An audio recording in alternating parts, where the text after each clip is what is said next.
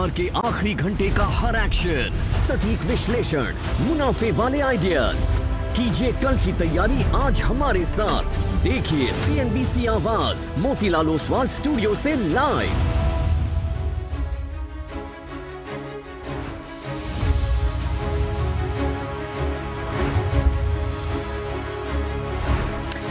नमस्कार, CNBC आवाज़ Motilal Oswal studio में आप सभी का स्वागत है। भारतीय मार्केट्स के लिए खराब दिन और क्लियरली खराब दिन स्पेसिफिकली लार्ज कैप्स के लिए। मिड कैप और स्मॉल कैप भी गिरे हैं लेकिन इतना नहीं।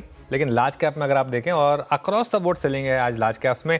कुछ बड़े स्टॉक्स हैं जिनकी वजह से ये सेलिंग है। कुछ देर में जब वीडियो में डिस्कस करेंगे तब बात करेंगे। Very good afternoon. ऑब्वियसली आज थोड़ा सा मार्केट के लिए एक खराब दिन है। शो की शुरुआत करते हैं फिर हेडलाइंस के साथ। बाजार में रिकवरी की कोशिशें हुई नाकाम। निफ्टी करीब 170 पॉइंट से ज़्यादा गिरकर 25,900 के नीचे आया। भारतीय रिलायंस, इन्फोसिस और HDFC बैंक ने बनाया दबाव। बैंक निफ्टी भी 250 पॉइंट नीचे। मिड कैप और स्मॉल कैप में भी गिरावट।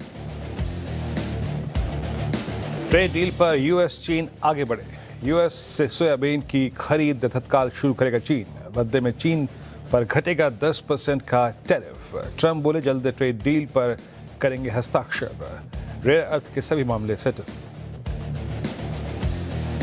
मेटल शेयरों में आज मुनाफा वसूली। करीब 1% फिसला इंडेक्स। साथ ही फार्मा, FMCG और IT में भी दिखा दबाव। वहीं सरकारी बैंक और चुनिंदा कैपिटल मार्केट शेयरों में खरीदारी।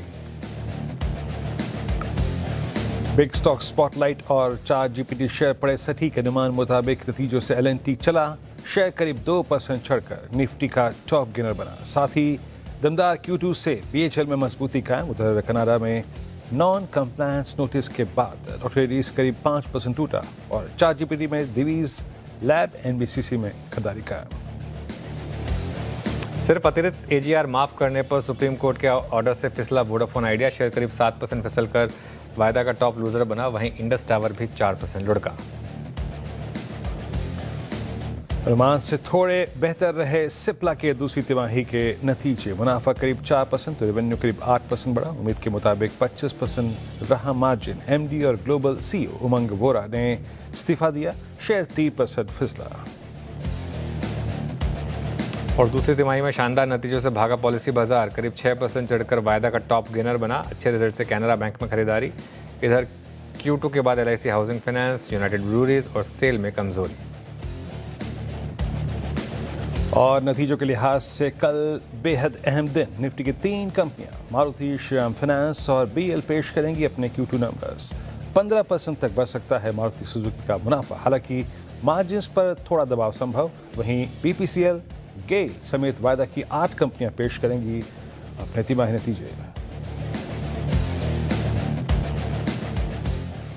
ओके, चलिए फिर शो की शुरुआत करेंगे। और निफ्टी में आज गिरावट है क्लियरली। और एक खराब दिन इसलिए कि आज पूरे दिन मार्केट जो है वो नीचे रहा। रिकवरी की एक भी कोशिश नहीं हुई। एक छोटी सी सुबह कोशिश हुई थी लेकिन वो भी फेल ही हुई मोर और लेस। और शायद एक वो जो कल का FI का सेल नंबर था, बहुत दिनों के बाद हमने एक 2,500 करोड़ का सेल नंबर देखा। वापस FNO में सेलिंग हुई। शायद उसने वीरू थोड़ा सा सेंटीमेंट को स्पॉइल किया, थोड़ा स्पूक किया उसने। ये पॉसिबल है। हालांकि अभी भी 25,800 के ऊपर ही हैं तो वो क्रूशल लेवल हमने अभी भी नहीं तोड़ा है। So let's wait and watch. और मिड कैप और स्मॉल कैप में भी अभी तक बड़ी गिरावट नहीं आई है। जो गिरावट है वो लार्जली 3 से 4 बड़े स्टॉक्स में आई है। लेकिन जो भी है, दिन तो खराब रहा ही है आज का। जी हाँ, दिन तो अब तक खराब रहा ही है। अनुज, आप बिल्कुल सही कह रहे हैं। कल इनफैक्ट मैंने भी जब डेटा डाउनलोड किया और 26,050 के ऊपर के क्लोज के बावजूद FIs की वो शॉर्टिंग थोड़ी खली। थोड़ा सा मन विचलित तो हुआ। बट अनुज, कैसे ट्रीट करें इस डिप को? हम अर्निंग सीजन के ऑलमोस्ट आखिरी पड़ाव में हैं, है ना? और बहुत सारे नंबर्स हम देख चुके हैं। अभी भी हम 25,800 को कितनी तवज्जो दें, कितना महत्व दें उसको? हमारा ये स्ट्रक्चर कब तक सिक्योर रहेगा और इस डिप को कैसे ट्रीट करना है अनुज? देखिए बिल्कुल वीरू, देखिए मैं एक दिन की गिरावट से खैर बहुत ज़्यादा विचलित होऊंगा नहीं। और ट्रेंड एक दिन से नहीं बदलता है। ट्रेंड बनने में काफ़ी टाइम लगता है। ट्रेंड पूरा अक्टूबर में बना है। अक्टूबर के आखिरी 2 दिन में अगर मार्केट में हल्के से गिरावट आ भी गई तो इससे अक्टूबर का ट्रेंड नहीं बदल जाएगा, जो काफ़ी शानदार रहा है। बाजार का ट्रेंड अभी भी मजबूत है। अभी भी बाय ऑन डिप्स का है। हाँ, ये हो सकता है कि इंट्राडे में आज बाय ऑन डिप्स पे पैसा ना बनाओ, लेकिन हो सकता है आज डिप में जो बाइंग करें उनको कल पैसा बन जाए या मंडे को पैसा बन जाए। हाँ, लेकिन अगर 25,800 के नीचे बंद हो, जो हमारा सुबह भी व्यू था, अगर 25,800 के नीचे बंद हुए तो हम रिव्यू करेंगे। फिर ऐसा कोई जिद नहीं है कि नहीं हम बस उस व्यू को ही लेके बैठे हैं। मार्केट है, इवेंचुअली अगर मार्केट कहेगी कि नहीं व्यू चेंज करिए तो व्यू चेंज करेंगे, लेकिन वो 25,800 के नीचे। देखिए आज ना एक चीज़ मैं आपको बताऊं, आज की गिरावट क्यों है, मेनली 4-5 बड़े स्टॉक्स की वजह से। Reliance, HDFC bank, Bharti Airtel, ICICI bank. ये देखिए, भारती 27 पॉइंट, रिलायंस 27 पॉइंट, तो 54 पॉइंट तो इन दो स्टॉक से ही हो गए। बाकी HDFC बैंक, इन्फोसिस, तो 5-6 बड़े स्टॉक्स हैं जिनकी वजह से मार्केट में थोड़ी सी गिरावट आई है। अच्छा, दूसरी तरफ जो L&T आप देख रहे हैं ना, 12 पॉइंट का कंट्रीब्यूशन अपसाइड पर। आज सुबह हमने L&T की बात भी की थी, कुछ देर में विवेक से समझेंगे भी। जो L&T बातें कर रहे हैं ना, वो इकोनॉमी के लिए बहुत पॉजिटिव है, तो इसके लिए मैं अभी भी मार्केट पर कोई बहुत ज़्यादा नेगेटिव नहीं हूँ। एडवांस डिक्लाइन भी अगर आप देखें उतना खराब नहीं है, मतलब on a day like today advance decline अगर 1:5 का होता तो फिर भी समझ में आता, 1:2 का भी नहीं है। 1100 बढ़ने वाले शेयर अभी भी हैं यहाँ पर, तो ऐसा नहीं है कि सब कुछ ही मार्केट में खराब है। निफ्टी की जहाँ तक बात है, सपोर्ट आपका वही 25,800 से 850 का, जो हमने बात की थी आज सुबह भी, और रजिस्टेंस आपकी 25,950 से 26,050 पर रहेगी। बैंक निफ्टी की जहाँ तक बात है, बैंक निफ्टी पर सपोर्ट है करीब 57,800 से 58,000 का, और जो रेजिस्टेंस है वो 58,500 से 58,700 के बीच में रहेगी। बीरू, इंडिविजुअल स्टॉक्स में क्या क्या मूव्स आए? जी अनुज, इंडिविजुअल स्टॉक्स लेके आता हूँ आपकी स्क्रीन पे, जहाँ जहाँ पे स्ट्रॉन्ग मूव है और सस्टेनेबल हैं। पहला स्टॉक रखूँगा, दैट्स ऑल इंडिया। इम्प्रेस कर रहा है चार्ट्स पे, इम्प्रेस कर रहा है प्लेसमेंट इसकी 200 EMA के ऊपर अपनी तरफ। ये OI पिछले 3 सेशन से खींच रहा है, सिर्फ फ्यूचर्स में नहीं। इनफैक्ट अगर आप लोअर स्ट्राइक्स पे देखें 420 से लेकर 400 तक की सारी पुट्स में स्ट्रॉन्ग बिल्डअप है, यानी शुरुआती पार्ट में स्ट्रॉन्ग पुट राइटर्स कन्विक्शन 200 का क्रॉस करना, ये नवंबर के लिए कहीं ना कहीं एक अच्छा पर्सपेक्टिव सेट कर रहा है ऑल इंडिया के लिए। तो पहला स्टॉक है ऑल इंडिया, स्ट्रॉन्ग स्टेबल। दूसरा जाऊंगा मैं मिड कैप IT में। इनफैक्ट मेरी कल रात की स्टडीज में भी ये शामिल था, पर्सिस्टेंट सिस्टम, ए क्लासिकल फ्लैग ब्रेकआउट। सुबह भी चला, बैकफुट पे आया, but it's a classical flag breakout. 23 अक्टूबर के स्विंग हाई को टेस्ट करने की कोशिश करी इसने, हालांकि अब तक सक्सीड नहीं हुआ क्योंकि मार्केट वैसा इतना स्ट्रॉन्ग नहीं है। आज निफ्टी IT इटसेल्फ 0.66% नीचे है, बट बेहतरीन बिल्डअप, उतना एग्रेसिव नहीं है लेकिन पोजिशनिंग बहुत स्ट्रॉन्ग है। और एक ये फ्लैग का ब्रेकआउट जिसकी पॉसिबिलिटी यहाँ पे बन रही है। और एक आपकी स्क्रीन पे रखूँगा, I mean Divij lab. Laurus ने भी एक लोअर लेवल से रिवर्सल दिया, दिवीज लैब भी वही पैटर्न जो मैं अभी पर्सिस्ट के केस में कह रहा था अनुज।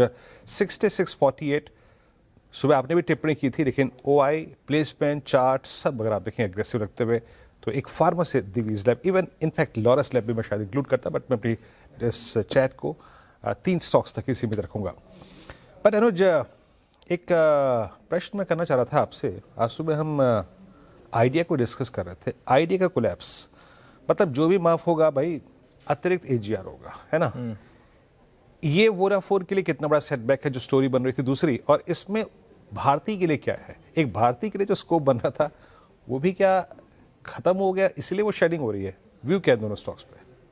बिल्कुल, देखिए चलिए काम करते हैं। बीरू, आपने सिंस ये सवाल पूछा है तो मैं इसको सबसे पहले एड्रेस कर देता हूँ। भारती उस पोजीशन में है जहाँ पर भारती के लिए दोनों चीज़ें पॉजिटिव हैं।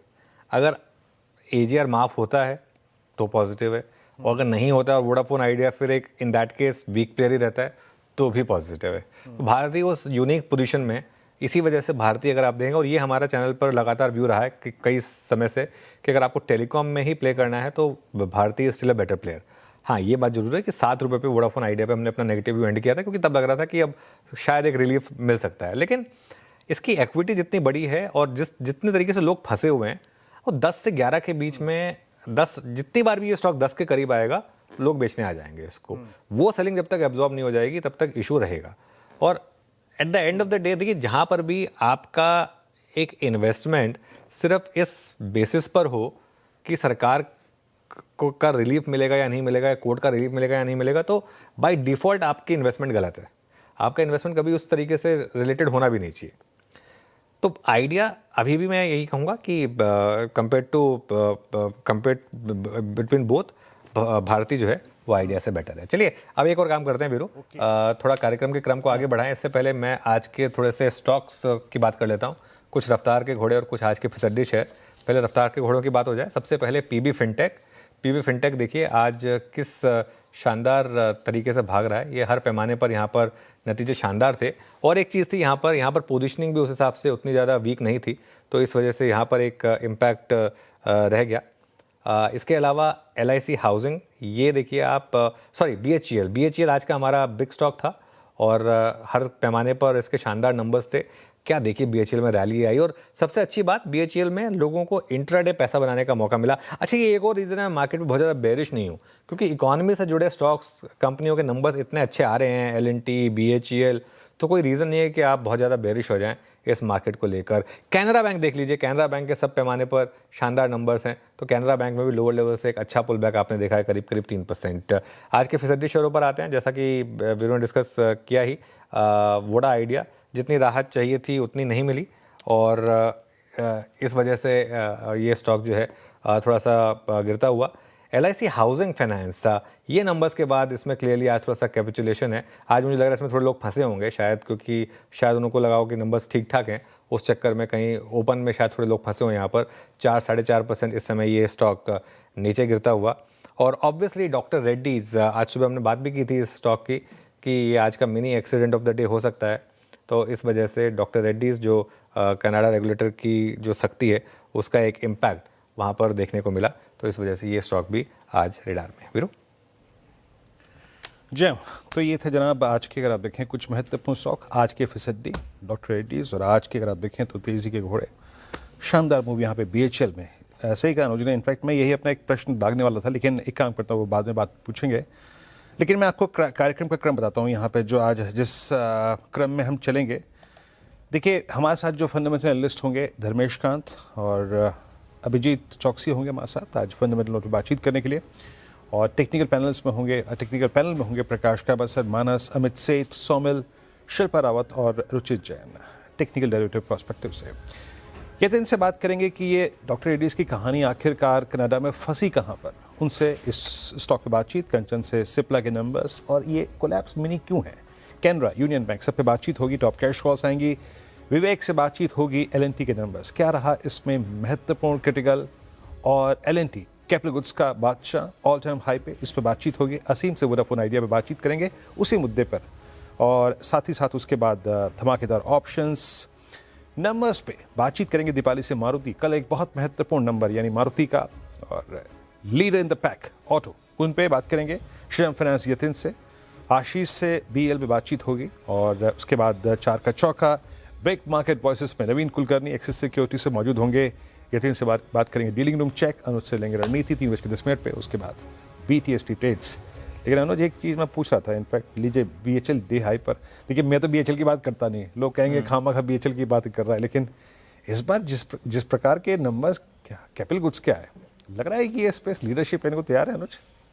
बिल्कुल, आप नहीं बात कर सकते, मैं तो कर ली थी आज सुबह ही आपको बता दिया था कि आज का हीरो ऑफ द डे होगा BHEL, और विद लॉजिक समझाया था। देखिए क्या हो गया ना, बहुत लोग BHEL के सिर्फ टॉप लाइन नंबर देखकर थोड़ा सा गच्चा खा गए, उनको लगा कि नहीं BHEL के नंबर खराब हैं। BHEL के केस में सबसे बड़ी इशू क्या रही है, लगातार ऑर्डर्स तो इनके पास हमेशा रहे, execution, at the end of the day execution को लेकर मामला था सारा का सारा। इस बार उन्होंने एग्जीक्यूट करके दिखाया, इतना अच्छा मार्जिन जो है 8% का, जबकि ये स्ट्रीट 3% एक्सपेक्ट कर रही है, वो आप एग्जीक्यूशन कर सकते हैं तभी आता है। 4.18% से बढ़कर 7.73% पर इनका EBITDA मार्जिन आया इस वजह से। और प्रॉफिट जो पोल था उसके मुकाबले वीरू करीब 60-70%, 70% ज़्यादा रहा अनुमान से, जो अनुमान से 70% का बीट था यहाँ पर। तो ये इस रीज़न से आपने इस तरीके का मूव आज देखा है BHEL में।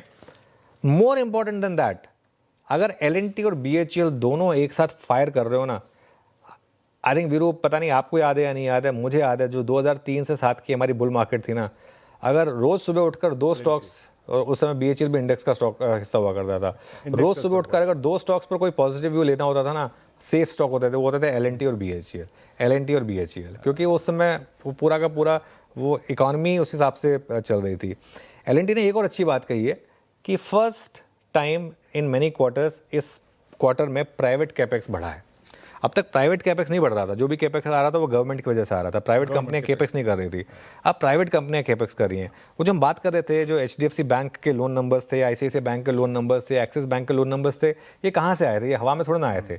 ये सारी चीज़ें जो ना इकोनॉमी में जुड़ी होती हैं, एक विशेष साइकिल और एक वर्चुअस साइकिल। हमने एक विशेष साइकिल देखी थी, अब हम एक वर्चुअस साइकिल देख रहे हैं। और यही कारण है, मैं आज फिर ये दावे से एक चीज़ कह रहा हूँ, ये जो गिरावट आ रही है आज मार्केट में, इसमें जो भी इसको यूज़ करेगा टू बिल्ड पोजीशंस, वो अगली बार जब मार्केट चलेगा उसमें फ़ायदा करेगा। ये आना इवेंचुअली 26,200 26,300 क्रॉस होना है इवेंचुअली, इसमें ज़्यादा टाइम लगना नहीं है। थोड़ा मार्केट तंग करेगा ऑल टाइम हाई लगाने से पहले, ऐसा थोड़ा ना आज बस हुआ है, लेकिन नंबर्स जो है ना वो काफ़ी शानदार है। जी नंबर्स का शानदार। अच्छा अनुज, वो एक का वो जरा ट्रेंडिंग स्टॉक्स पेश कर देंगे, फिर कार्यक्रम शुरुआत करते हैं अनुज। बिल्कुल, फटाफट शुरुआत कर देते हैं ट्रेंडिंग स्टॉक्स की। और पहले तेज़ी के मंदी के ट्रेंडिंग स्टॉक देखते हैं। मार्केट डाउन है तो डॉक्टर रेड्डीज, सिप्ला, भारती एयरटेल और बजाज ऑटो सब में 1 से लेके करीब 4% की गिरावट। उसके अलावा वोडाफोन आइडिया 7% नीचे, LIC हाउसिंग, IEX और सेल यहाँ पर भी गिरावट है। तेज़ी वाले ट्रेंडिंग स्टॉक्स में coal India, Larsen and Toubro, Maruti Suzuki और BEL हैं। और F&O में PB fintech, BHEL, Canara bank और कैम्स, यहाँ पर भी अच्छी तेज़ी देखने को मिली। चलिए हमारा पैनल तैयार है, ट्रेड्स की शुरुआत करते हैं। आप सभी को गुड आफ्टरनून। शिल्पा जी से शुरुआत करते हैं। शिल्पा जी बताइए, इस समय की आपकी ट्रेड क्या रहेगी?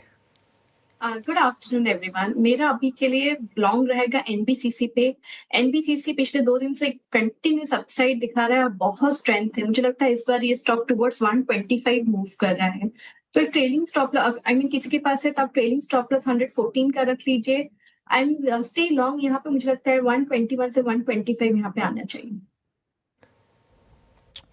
Okay NBCC। Prakash sir good afternoon, आपका trade? Good afternoon to you Veeru.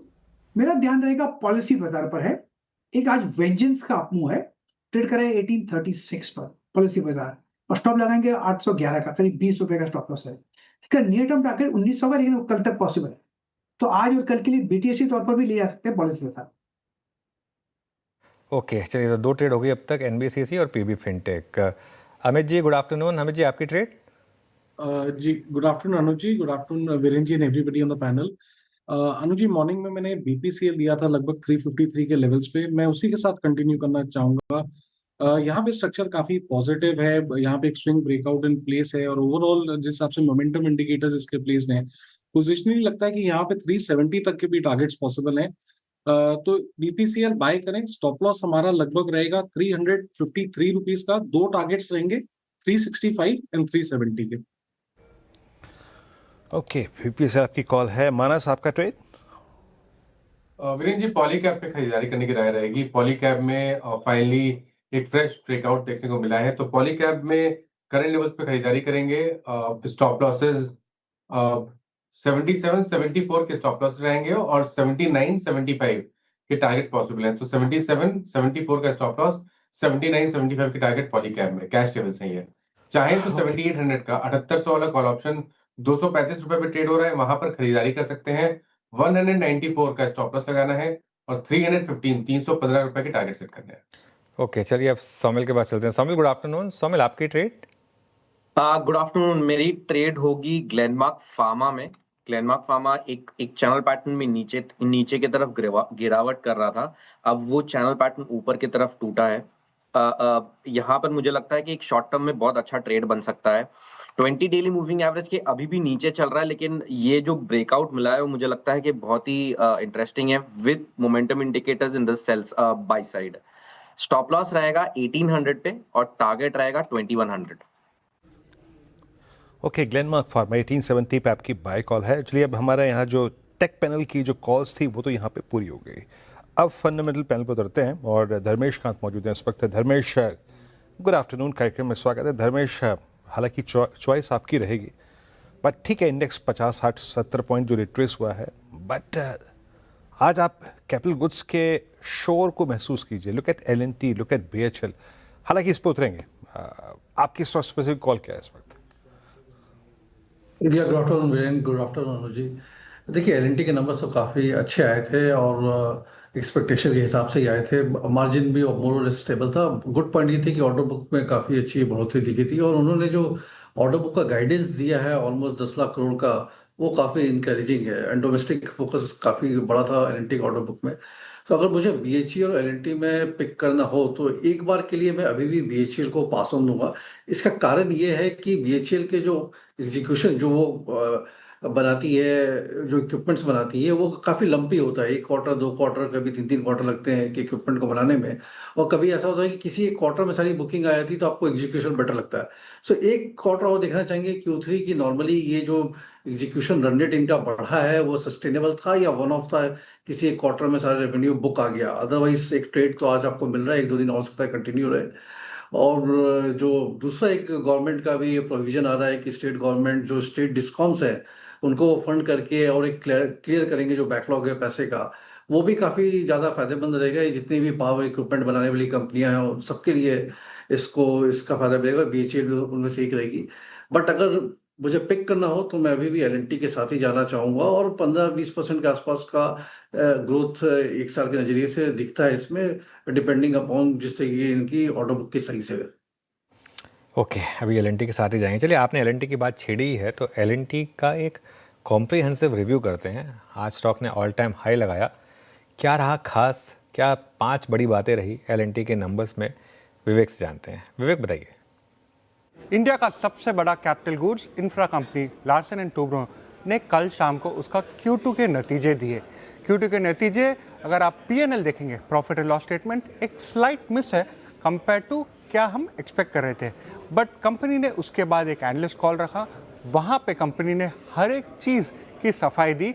वो उसमें से हम 5 की टेक अवे आपके लिए पेश करते हैं। सबसे पहले कंपनी ने बोला Q2 में पूरा इंडिया में मॉनसून था, काफ़ी अनसीजनल था, जितना एक्सपेक्टेड था उससे काफ़ी ज़्यादा मॉनसून है, उसकी वजह से एग्जीक्यूशन इम्पैक्ट हुआ।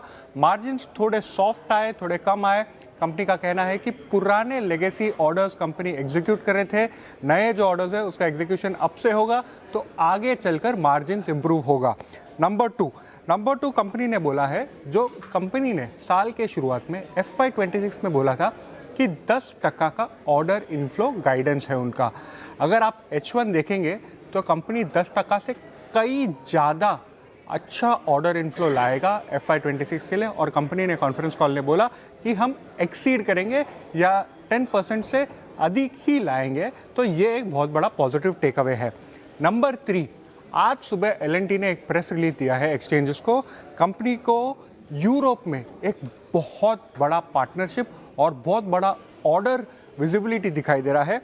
कंपनी ने एक लैंडमार्क एग्रीमेंट एक कंपनी है टेनेट करके, जो बनाता है high voltage direct current offshore grid. अगर आप देखेंगे इसका जो अपॉर्चुनिटी साइज है L&T के लिए 30 से 33 हज़ार करोड़ का अपॉर्चुनिटी है। तो ये बहुत बड़ा अपॉर्चुनिटी है L&T के लिए, और स्पेशली ये और एक चीज़ से देखना चाहिए, ये यूरोप में L&T का काफ़ी बड़ा फोरे होगा। नंबर 4, देखिए L&T इंडिया का सबसे बड़ा कैपिटल गुड कंपनी है। जब L&T कहता है तो उसमें कई सारे रब ऑफ इफेक्ट आते हैं दूसरे सेक्टर्स में भी।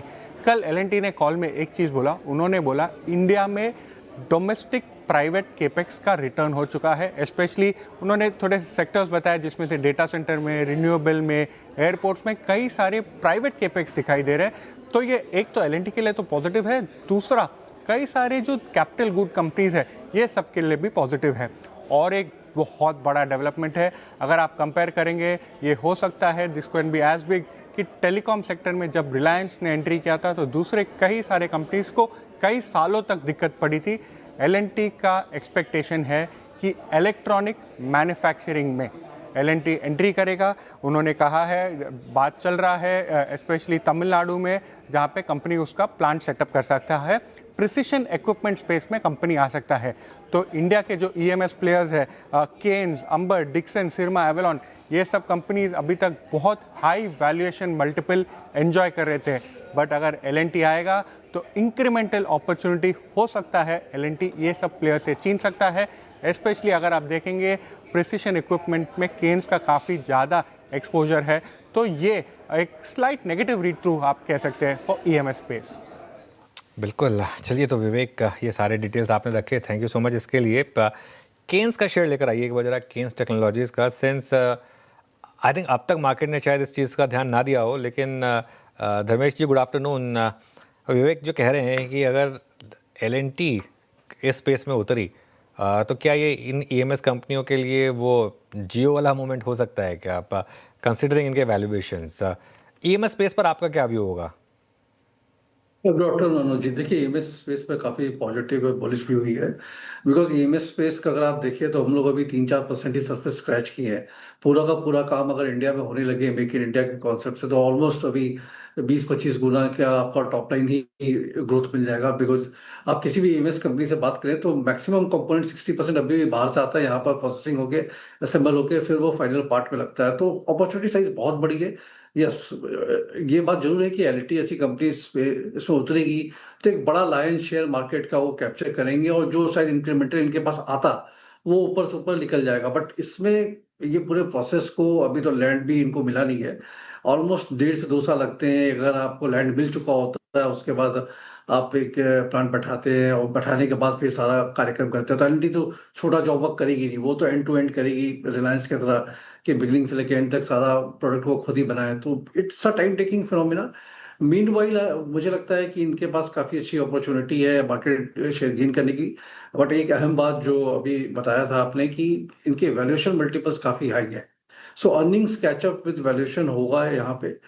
थोड़ा सेलेक्टिव रहे, मुझे लगता है कि अभी भी स्पेस में अगर आप डिक्सन टेक्नोलॉजी या एम्बर के साथ जाएंगे तो थोड़ा बेटर ऑफ रहेंगे रादर देन केस या शर्मा जैसी कंपनियों के साथ। ओके, चलिए, तो ये इस समय आपके लिए व्यू थोड़ा सा EMS कंपनियों पर।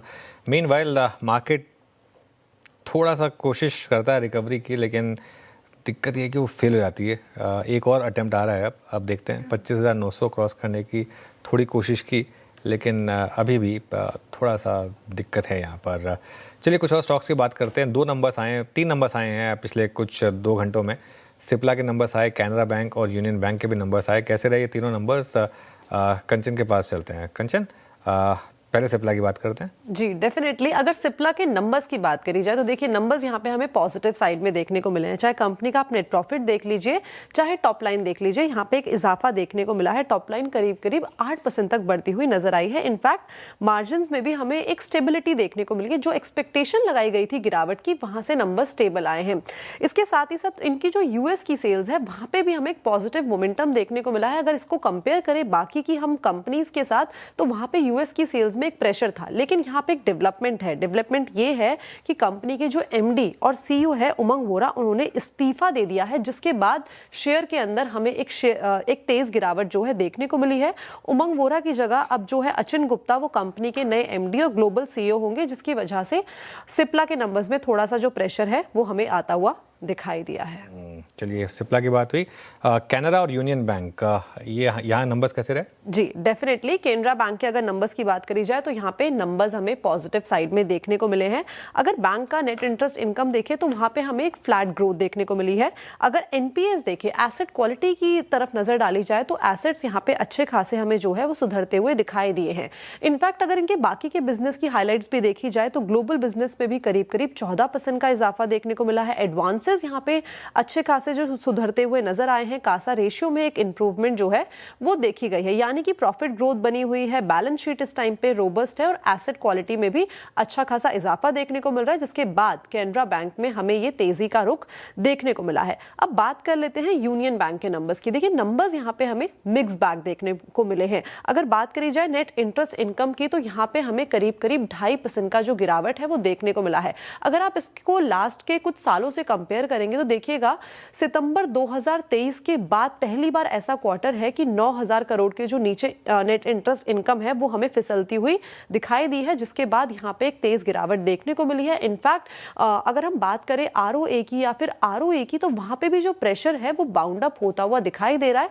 But on the flip side अगर एसेट क्वालिटी की बात करी जाए तो वो क्वार्टर ऑन क्वार्टर बेसिस में हमें सुधरती हुई नजर आई है। लेकिन नेट इंटरेस्ट इनकम, कंपनी का जो बैंक का जो ROA है, ROE है, ये कुछ कंसर्न्स हैं जो इस टाइम पे बने हुए हैं। शुक्रिया कंचन इस पूरी बातचीत का। 3 नंबर्स का अगर आप देखें तो यहाँ पे एनालिसिस हुआ, but out of this I think 3 अगर आप कमांडिंग पोजीशन में देखें और जो कल की रोलओवर शीट में विजिबल था PSU बैंक्स और उसमें भी कैनरा बैंक अब याद रखिएगा अपने करियर हाई तो नहीं लेकिन हाँ ऑलमोस्ट 15 साल की हाई पे ट्रेड कर रहा है। इसका करियर हाई जो है वो है सितंबर 10 का 162 रुपये का। बट धर्मेश, PSU बैंक्स में SBI ने ऑलमोस्ट अपने जो प्रीवियस हाई है मेरे ख्याल से जून 2024 के, उसको रिविजिट कर लिया है। कैनरा बैंक को आप कैसे ट्रीट करेंगे इन नंबर्स के साथ? क्या ये जा रहा है अपने करियर हाइस को रिविजिट करने के लिए? आपका कन्विक्शन कैनरा बैंक में है क्या? बिल्कुल वीरू, अगर आप देखिए जितनी भी पब्लिक सेक्टर बैंक ने नंबर दिए हैं उसमें खास बात ये रही कि सब पे जो एडवांसेस से ग्रोथ है वो 12 से 16% के बीच में है, जो आपके प्राइवेट सेक्टर बैंक से बेटर है। आप ICICI बैंक या HDFC बैंक को ले लें, 10-11% के आसपास ही एडवांसेस ग्रोथ रहा है, उसके सामने ये लोग 12-14% के आसपास के एडवांसेस ग्रोथ कर रहे हैं।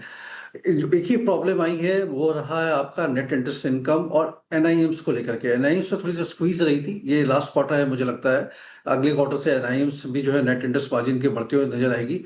और जो अदर इनकम था वहाँ पे सबको नुकसान हुआ है, बिकॉज जो इनकी ट्रेजरी बुक है उसमें इनको M2M की लॉस बुक करनी पड़ी है। नेक्स्ट क्वार्टर से वो भी स्टेबल होता हुआ नजर आएगा। तो और एसेट क्वालिटी में इनकी जो आज के डेट में सारे पब्लिक सेक्टर बैंक्स की एसेट क्वालिटी है that is at par with any private sector bank. जहां पे एक बहुत बड़ा कंसर्न माना जाता था, सब 0.5% से नीचे के नेट NPA पे आ गए हैं और 1-1.25% के ग्रॉस NPA पे सब खड़े हैं। तो मुझे लगता है पूरा का पूरा बास्केट ही एक री रेटिंग के लिए तैयार है, वेल कैपिटलाइज्ड है। आने वाली ग्रोथ अपॉर्चुनिटी जो आएगी उसमें इनको काफी बड़ा फायदा मिलेगा। और अब ये भी एग्रेसिव हो रखे हैं अनसिक्योर्ड पर्सनल लोन्स के तरफ, जहां पे ये थोड़े पहले संकुचित हुआ करते थे।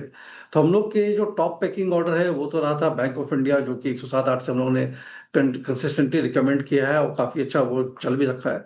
बट अगर आप बास्केट बना के खेलना चाहते हैं तो SBI को अलग से रख दें, बट जो टॉप 3 पिक रहेगा इस बास्केट में वो रहेगा bank of India, bank of Baroda, Canara bank. Okay, चलिए काम करते हैं, फटाफट कैश कॉल निपटा लेते हैं, फिर डॉक्टर रेड्डीज की बात करेंगे। गाबा सर, अमित जी और सोमिल जी हमारे साथ कैश कॉल्स के लिए। गाबा सर बताइए आपके pick. Well, good evening to you once again. Stock का नाम है JK लक्ष्मी। JK लक्ष्मी मेरे ख्याल से ट्रेड कर रहा है 869 के आसपास, स्टॉक लगाएंगे 862 के आसपास। इसमें जो बेस बना है बहुत बढ़िया बना है, मुझे लगता है नियर टर्म टारगेट उसका 900 होना चाहिए। वक्त लगेगा उसके लिए, लेकिन ये 900 possible JK Lakshmi. Okay, strong move यहाँ पे। अमित जी आपका कैश कॉल। वीरेन जी, मॉर्निंग में मैंने आदित्य बिरला रियल एस्टेट दिया था 1815 के लेवल पे फॉर टारगेट्स ऑफ 1875, वो अचीव हो गए हैं। बट जिस हिसाब से वॉल्यूम बिल्डअप यहाँ पे है और जिस हिसाब से स्टॉक में 50 डैमा क्रॉस किया जिस ट्रेंड के साथ, मैं इस कॉल को कंटिन्यू करना चाहूंगा। अब हमारा स्टॉप लॉस होगा 1860 का, 1860 का, और टारगेट्स रहेंगे 1950 के। ओके, सोमिल आप क्या पिक कर रहे हैं? मैं पिक कर रहा हूँ सेरा सैनिटरी वेयर, और यहाँ पर एक एंडिंग डायगोनल पैटर्न ऊपर की तरफ टूटा है, 20 डेली मूविंग एवरेज के ऊपर चल रहा है। Great setup for a short term trade, medium term trade नहीं सजेस्ट करूंगा, लेकिन शॉर्ट टर्म में एक स्टॉप लॉस रखें 6040 पर और टारगेट रखें 6350। ओके, चलिए तो ये इस समय आपके लिए कुछ कैश कॉल्स। अब बात करते हैं डॉक्टर रेड्डीज की टॉप निफ्टी लूजर आज का।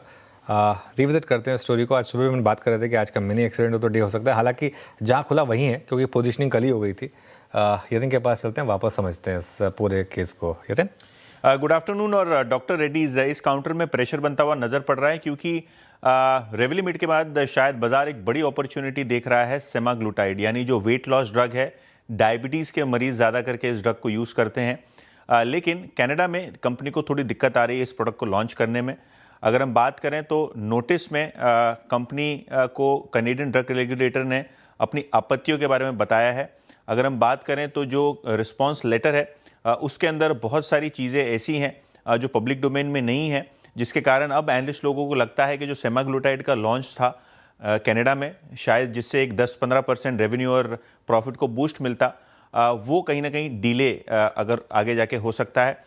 इनफैक्ट कंपनी का गाइडेंस है कि फेब और मार्च 2026 में ये प्रोडक्ट कैनेडियन मार्केट्स में उपलब्ध रहेगा, लेकिन जो आपत्ति वाला लेटर है उसके चलते अब लोगों को लग रहा है कि शायद ये सेमाग्लूटाइड का लॉन्च कनाडा में डिले हो जाएगा, जिसके कारण स्टॉक में कल भी 3-4% का डाउनटिक था और आज भी स्टॉक लगभग 4% के नुकसान के साथ ट्रेड कर रहा है। डॉक्टर रेड्डीज, आज अगर आप देखें क्रैक होने वाले स्टॉक्स के यक्रम में तीसरे पायदान पर अभी भी। यतिन, बहुत बहुत शुक्रिया। सुबह से कई बार आपसे बातचीत हुई डॉक्टर रेड्डीज पर और इसकी गिरावट का, जिसको कल ही कुछ हद तक बाजार ने सेंस कर लिया था, एक बार फिर से समझाने के लिए एक टेक चेक लेते हैं, फिर हम इस पैनल में एक मेहमान को और मिलाएंगे। बट मानस 1180 डिफेंड किया इस बुरी खबर के साथ। अब 1180 जो है सेकेंड हाफ ऑफ CY25 का लो है। किसी की होल्डिंग में अगर है ये, किसी के पोजिशनल ट्रेड में अगर ये है, तो आप कैसे ट्रीट करेंगे? 1180 तक क्या व्यू, बिलो 1180 क्या व्यू होगा? तो देखिए, आपको स्टॉप लॉस लगाना है 1174 का, अगर आपके पास लॉन्ग पोजीशन है तो। अगर 1174 के नीचे फिसला तो 1100 रुपए तक के भाव डॉक्टर रेड्डीज दिखा सकता है। मेरा समझना है कि इस गिरावट पे खरीदारी ना करें। आपके पास पोजीशन है तो 1174 का स्टॉप लॉस लगाएं। फ्रेश खरीदारी केवल और केवल 1275 1275 के ऊपर ही करेंगे। ओके, चलिए इस पैनल में एक और गेस्ट से आपको रूबरू कराते हैं। अभिजीत चौकसी जुड़े हैं हमारे साथ। Stockify.in से हैं ये, पहली बार हमारे शो में शामिल हो रहे हैं। सुपर प्रो के alpha generator panel, money control super pro के अल्फा जनरेटर पैनल में भी ये शामिल हैं। तो अगर आपको इनकी कॉल्स चाहिए तो आप मनी कंट्रोल सुपर प्रो के सब्सक्राइबर बन सकते हैं। अभिजीत जी, गुड आफ्टरनून। सबसे पहले तो स्वागत है आपका CNBC आवाज़ पर। बताइए आपका पहला स्टॉक पिक क्या होगा CNBC आवाज़ के व्यूअर्स के लिए? Good afternoon Anuj, thank you for inviting me. मेरा फर्स्ट स्टॉक पिक रहेगा PSP प्रोजेक्ट्स। ये एक इंफ्रा कंपनी है। मार्केट कैप करीब 3,500 करोड़ है और प्राइस रेंज भी 900 के आसपास है। हमने रिसेंटली हमारे क्लाइंट्स को भी दिया था 800 के करीब। लास्ट ईयर अदानी ने इसको 35% इस कंपनी में स्टेक खरीदा है। तो काफी सारे जो उनके इंफ्रा ऑर्डर्स है वो इसमें राउट कर रहा है अदानी, और अभी इनकी ऑर्डर बुक करीबन 10,000 करोड़ के आसपास है। गोइंग फॉरवर्ड मुझे लग रहा है कि अदानी के थ्रू ही उनको बहुत सारे ऑर्डर्स मिलेंगे। 8 to 9% अगर मैं उसका एबिटा मार्जिन भी पकड़ूं और 3x to 4x order book jump भी पकड़ूं, तो उस लिहाज से ये मुझे काफी अच्छे वैल्यूएशन पे लग रहा है नेक्स्ट 2 या 3 साल के पॉइंट ऑफ व्यू से। सभी क्लाइंट्स को हमने ये लास्ट वीक ही दिलाया। एज अ सेबी डिस्क्लेमर ये बोलना जरूरी है। ओके, PSP प्रोजेक्ट्स आपकी प्रमुख कॉल है इस वक्त। यस, एक बहुत ही शानदार पैटर्न और 936 पे अपने करियर हाई पे ट्रेड करता हुआ। अब थोड़ा सा शफल करते हैं मिड कैप आईटी की तरफ। एक स्टॉक जो मैंने आपको 2 बजे दिखाया था, जरा लेके आइए, परसिस्टेंट 5945 पे, वहाँ से 20 रुपये और 5956 पे। सौमिल, एक बार जरा परसिस्टेंट पे अपना टेक दीजिएगा। अब वो फ्लैग जिसको हम रीड कर रहे थे और एक जो अड़चन थी वो 23 अक्टूबर का स्विंग हाई, ऑलमोस्ट उसको क्रॉस करता हुआ। टेक क्या आपका इस पे? नहीं, absolutely positive on this stock. जैसे आपने कहा, एक फ्लैग पैटर्न का ब्रेकआउट ऊपर की तरफ ऑलरेडी हो चुका है। मुझे लगता है कि ऊपर में जो प्रीवियस स्विंग हाई है वहां तक जा सकता है, दैट इज 6100, और ये एक टारगेट रहेगा। जो स्टॉप लॉस रख सकते हैं, जो ये फ्लैग पैटर्न का जो लोअर एंड है वो एक स्टॉप लॉस रख सकते हैं, विच इज 5778। ये स्टॉप लॉस स्ट्रिक्ट रख के ऊपर में 6100 का एक टारगेट रखें। Okay, persistent systems. चलिए अब बात करते हैं आज के टॉप स्टॉक लूज़र की, वो है वोडाफोन आइडिया। ऐसा क्या था सुप्रीम कोर्ट के इस लिखित आदेश में जिससे वोडाफोन आइडिया आज F&O का टॉप लूज़र बना? असीम से जान लेते हैं। असीम, गुड आफ्टरनून। अभी सोमवार को सुप्रीम कोर्ट ने EGR मामले की सुनवाई की थी। तब सुप्रीम कोर्ट ने संकेत दिए थे कि वोडाफोन आइडिया को राहत मिल सकती है, लेकिन अब जब सुप्रीम कोर्ट ने अपना लिखित ऑर्डर कल देर शाम को दिया तो उसके बाद वोडाफोन आइडिया के शेयरों में भी गिरावट देखने को मिल रही है। दरअसल वोडाफोन आइडिया ने 2 याचिकाएं सुप्रीम कोर्ट में दायर की थी। पहला, उन्होंने कहा था कि जो एडिशनल AGR की डिमांड दूसरा विभाग ने उनके सामने रखी है, जो कि 9,500 करोड़ रुपए के आसपास है, उसको खत्म कर दिया जाए। और उसके बाद कंपनी ने अपनी पिटीशन को मॉडिफाई कर लिया था और कहा था कि जो उनका पुराना AGR है, उसका ब्याज है और उसका पेनल्टी है, उसको भी माफ किया जाए। तो सुप्रीम कोर्ट ने जब इस मामले की सुनवाई की तो काफी पॉजिटिव संकेत मिले थे, लेकिन अब जब लिखित ऑर्डर आया तो एक्सपर्ट कह रहे हैं कि उसके अंदर सिर्फ जो एडिशनल AGR है उसके ऊपर ही राहत मिली है, ना कि जो सारा AGR है उसके ऊपर राहत मिली है। और खासतौर पे कि सुप्रीम कोर्ट ने अपने आदेश में ये भी लिखा कि अगर सरकार चाहे तो राहत दे सकती है। जो सुप्रीम कोर्ट है वो पॉलिसी मामलों के अंदर दखल नहीं देगा। तो हमने इसके ऊपर क्लैरिटी लेनी चाहिए सरकार से। तो सरकार का कहना था कि हम जल्दी इसके ऊपर एक लीगल एडवाइस लेंगे और उसको आधार बनाते हुए इसके ऊपर आगे की रणनीति अपनी तय करेंगे। दूसरी सबसे बड़ी बात इसके अंदर, जो भारतीय एयरटेल को राहत नहीं मिलेगी। खासतौर पर ऑर्डर में ये कहा गया कि ये राहत सिर्फ वोडाफोन आइडिया तक की सीमित है, बाकी किसी भी ऑपरेटर को इसका फायदा नहीं मिलेगा। तो एयरटेल को जो उसका एजीआर के ड्यूज हैं 40 से 50 हजार करोड़ पे वो चुकाने पड़ेंगे, और एडिशनल एजीआर की डिमांड भी जो दूरसंचार विभाग है तो वो भी रेज कर सकता है। तो इसीलिए एयरटेल के लिए थोड़ा सा यहाँ पर एक सेटबैक इस ऑर्डर के जरिए देखने को मिल रहा है। ऑलराइट, शुक्रिया असीम ये पूरी जानकारी हमें सामने रखने के लिए। मीनवाइल एक बार Hyundai का शेयर लेकर आइए जरा स्क्रीन पर। अच्छे नंबर है Hyundai के एक्चुअली, अगर आप देखें जो मार्केट एक्सपेक्टेशन लेके चल रहा था उससे बेटर ही है। 1518 करोड़ का मुनाफे का एस्टिमेट था, उसके सामने 1572 करोड़ का नंबर आया है, तो करीब करीब 4% के करीब का बीट है। और एबिडा और एबिडा मार्जिन भी जो है प्राइमा फेसी मैं देख रहा था वो एस्टिमेट से बेटर ही है। सेल्स इनलाइन है, तो जो प्रॉफिट में जंप आया है, वो जो बीट हुआ है वो मेनली एबिडा की वजह से है। तो एबिडा और एबिडा मार्जिन एबिडा 10% बढ़ा है, डबल डिजिट एबिडा ग्रोथ है, और मार्जिन आई थिंक जो एक्सपेक्टेशन थे उससे थोड़े से बेहतर हैं, 13.9 है वर्सेस 13.6। धर्मेश जी, Hyundai काफ़ी अच्छा इसने मूव दिखाया actually, one of those IPOs जहाँ पर लोग भले ही बुलिश नहीं थे लेकिन अच्छा रिटर्न जनरेट करें हैं इसने। अब क्या व्यू रहेगा स्टॉक पर?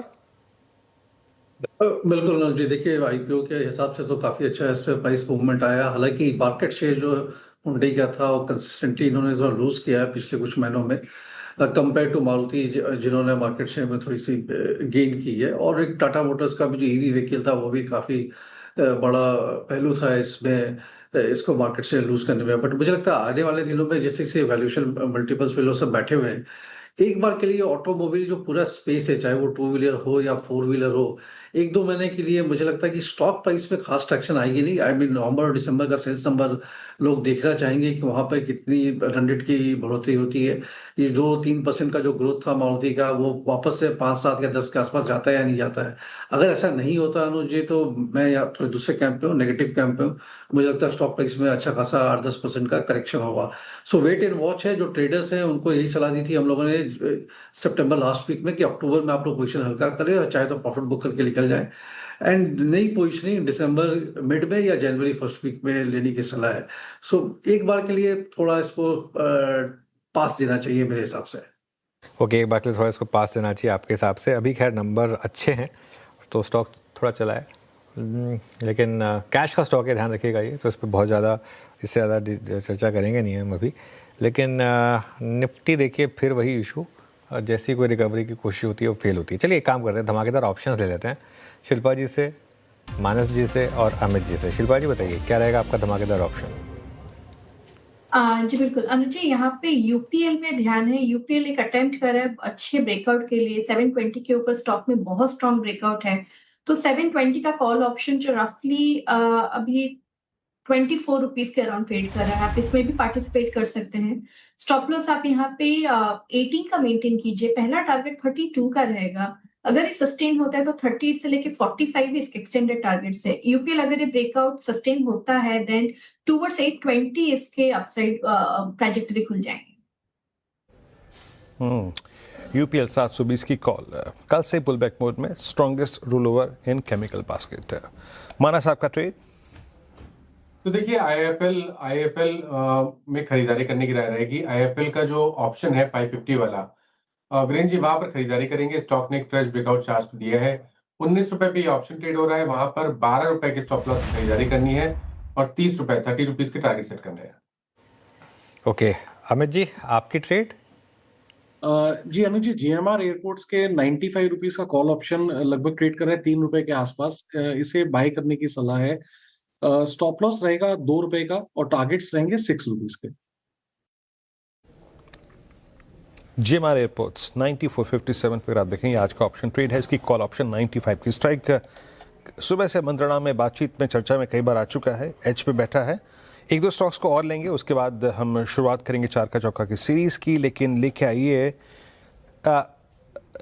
ट्रेड सेंस प्रोस्पेक्टिव से हुड को लेके आइए, एक बार आपकी स्क्रीन पे आएगा 239 पे। शिल्पा जी, हुड को मैं सिर्फ सितंबर 2024 नहीं, मैं इनफैक्ट वो जो पूरी की पूरी स्लोपिंग डाउनवर्ड चैनल है जुलाई 2024 से, मैं उसको कंसिडर कर रहा था। क्या इस बार ये 240 का क्रॉस होना किसी बड़ी रेंज ब्रेकआउट के इंडिकेशन है? कि डायरेक्टर साहब प्लीज़ OI रखिएगा स्क्रीन पे, जस्टिफाई कर पाएँ कि ये मूव कुछ पोटेंशियल, कुछ वेटेज, कुछ तवज्जो देने लायक है कि नहीं है? आपका सेंस क्या कहता है ट्रेडिंग के लिहाज से? 238, 39, 40 के ऊपर।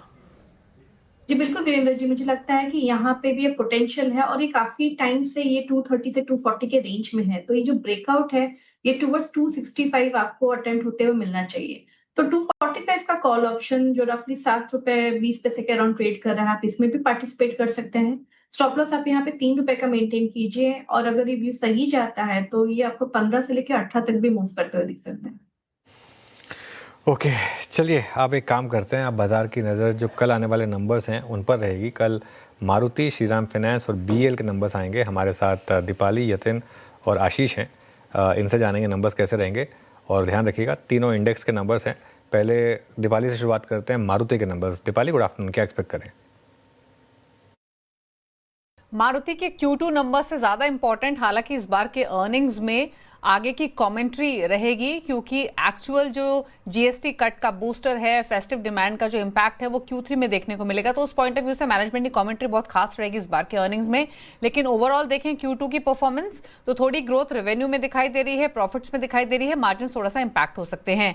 रेवेन्यूज देखेंगे यानी नेट सेल्स, यहाँ पर 7% की ग्रोथ एक्सपेक्टेड है।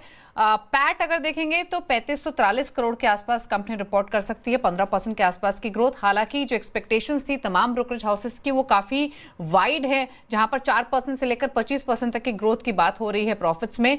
तो किसी भी तरफ का आंकड़ा जो रहेगा वो एक सरप्राइजिंग इंपैक्ट डाल सकता है स्टॉक पर।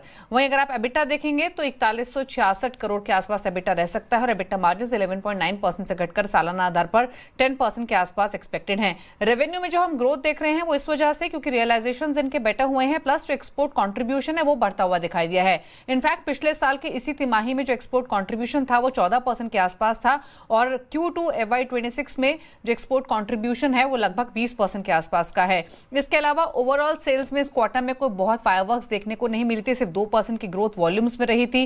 Challenging demand environment across Q2 देखने को मिलता है, जिसका इंपैक्ट हम देख रहे हैं एबिटा पर भी। डिस्काउंट्स हायर साइड पर रहे हैं, वेज रिविजन्स कंपनी ने किए हैं, प्लस नए लॉन्चेस किए हैं, तो उसके एक्सपेंसेस की वजह से मार्जिन्स पर एक इंपैक्ट दिखाई दे रहा है। और एबिटा भी जो इनफैक्ट घटा है उसके पीछे इंक्रीज्ड इनपुट और ऑपरेशनल कॉस्ट का फैक्टर है। लेकिन जैसे कहा कि इंपॉर्टेंट रहेगी आगे की कमेंट्री, तो मैनेजमेंट के क्या कमेंट्स आते हैं डिमांड ट्रेंड्स को लेकर post GST rate cut, export momentum जो बना है वो कितना सस्टेन होता हुआ दिखाई दे रहा है, plus margin trajectory near term में कैसी रहेगी, ये कुछ फैक्टर्स इंपॉर्टेंट रहेंगे इस बार के अर्निंग्स में।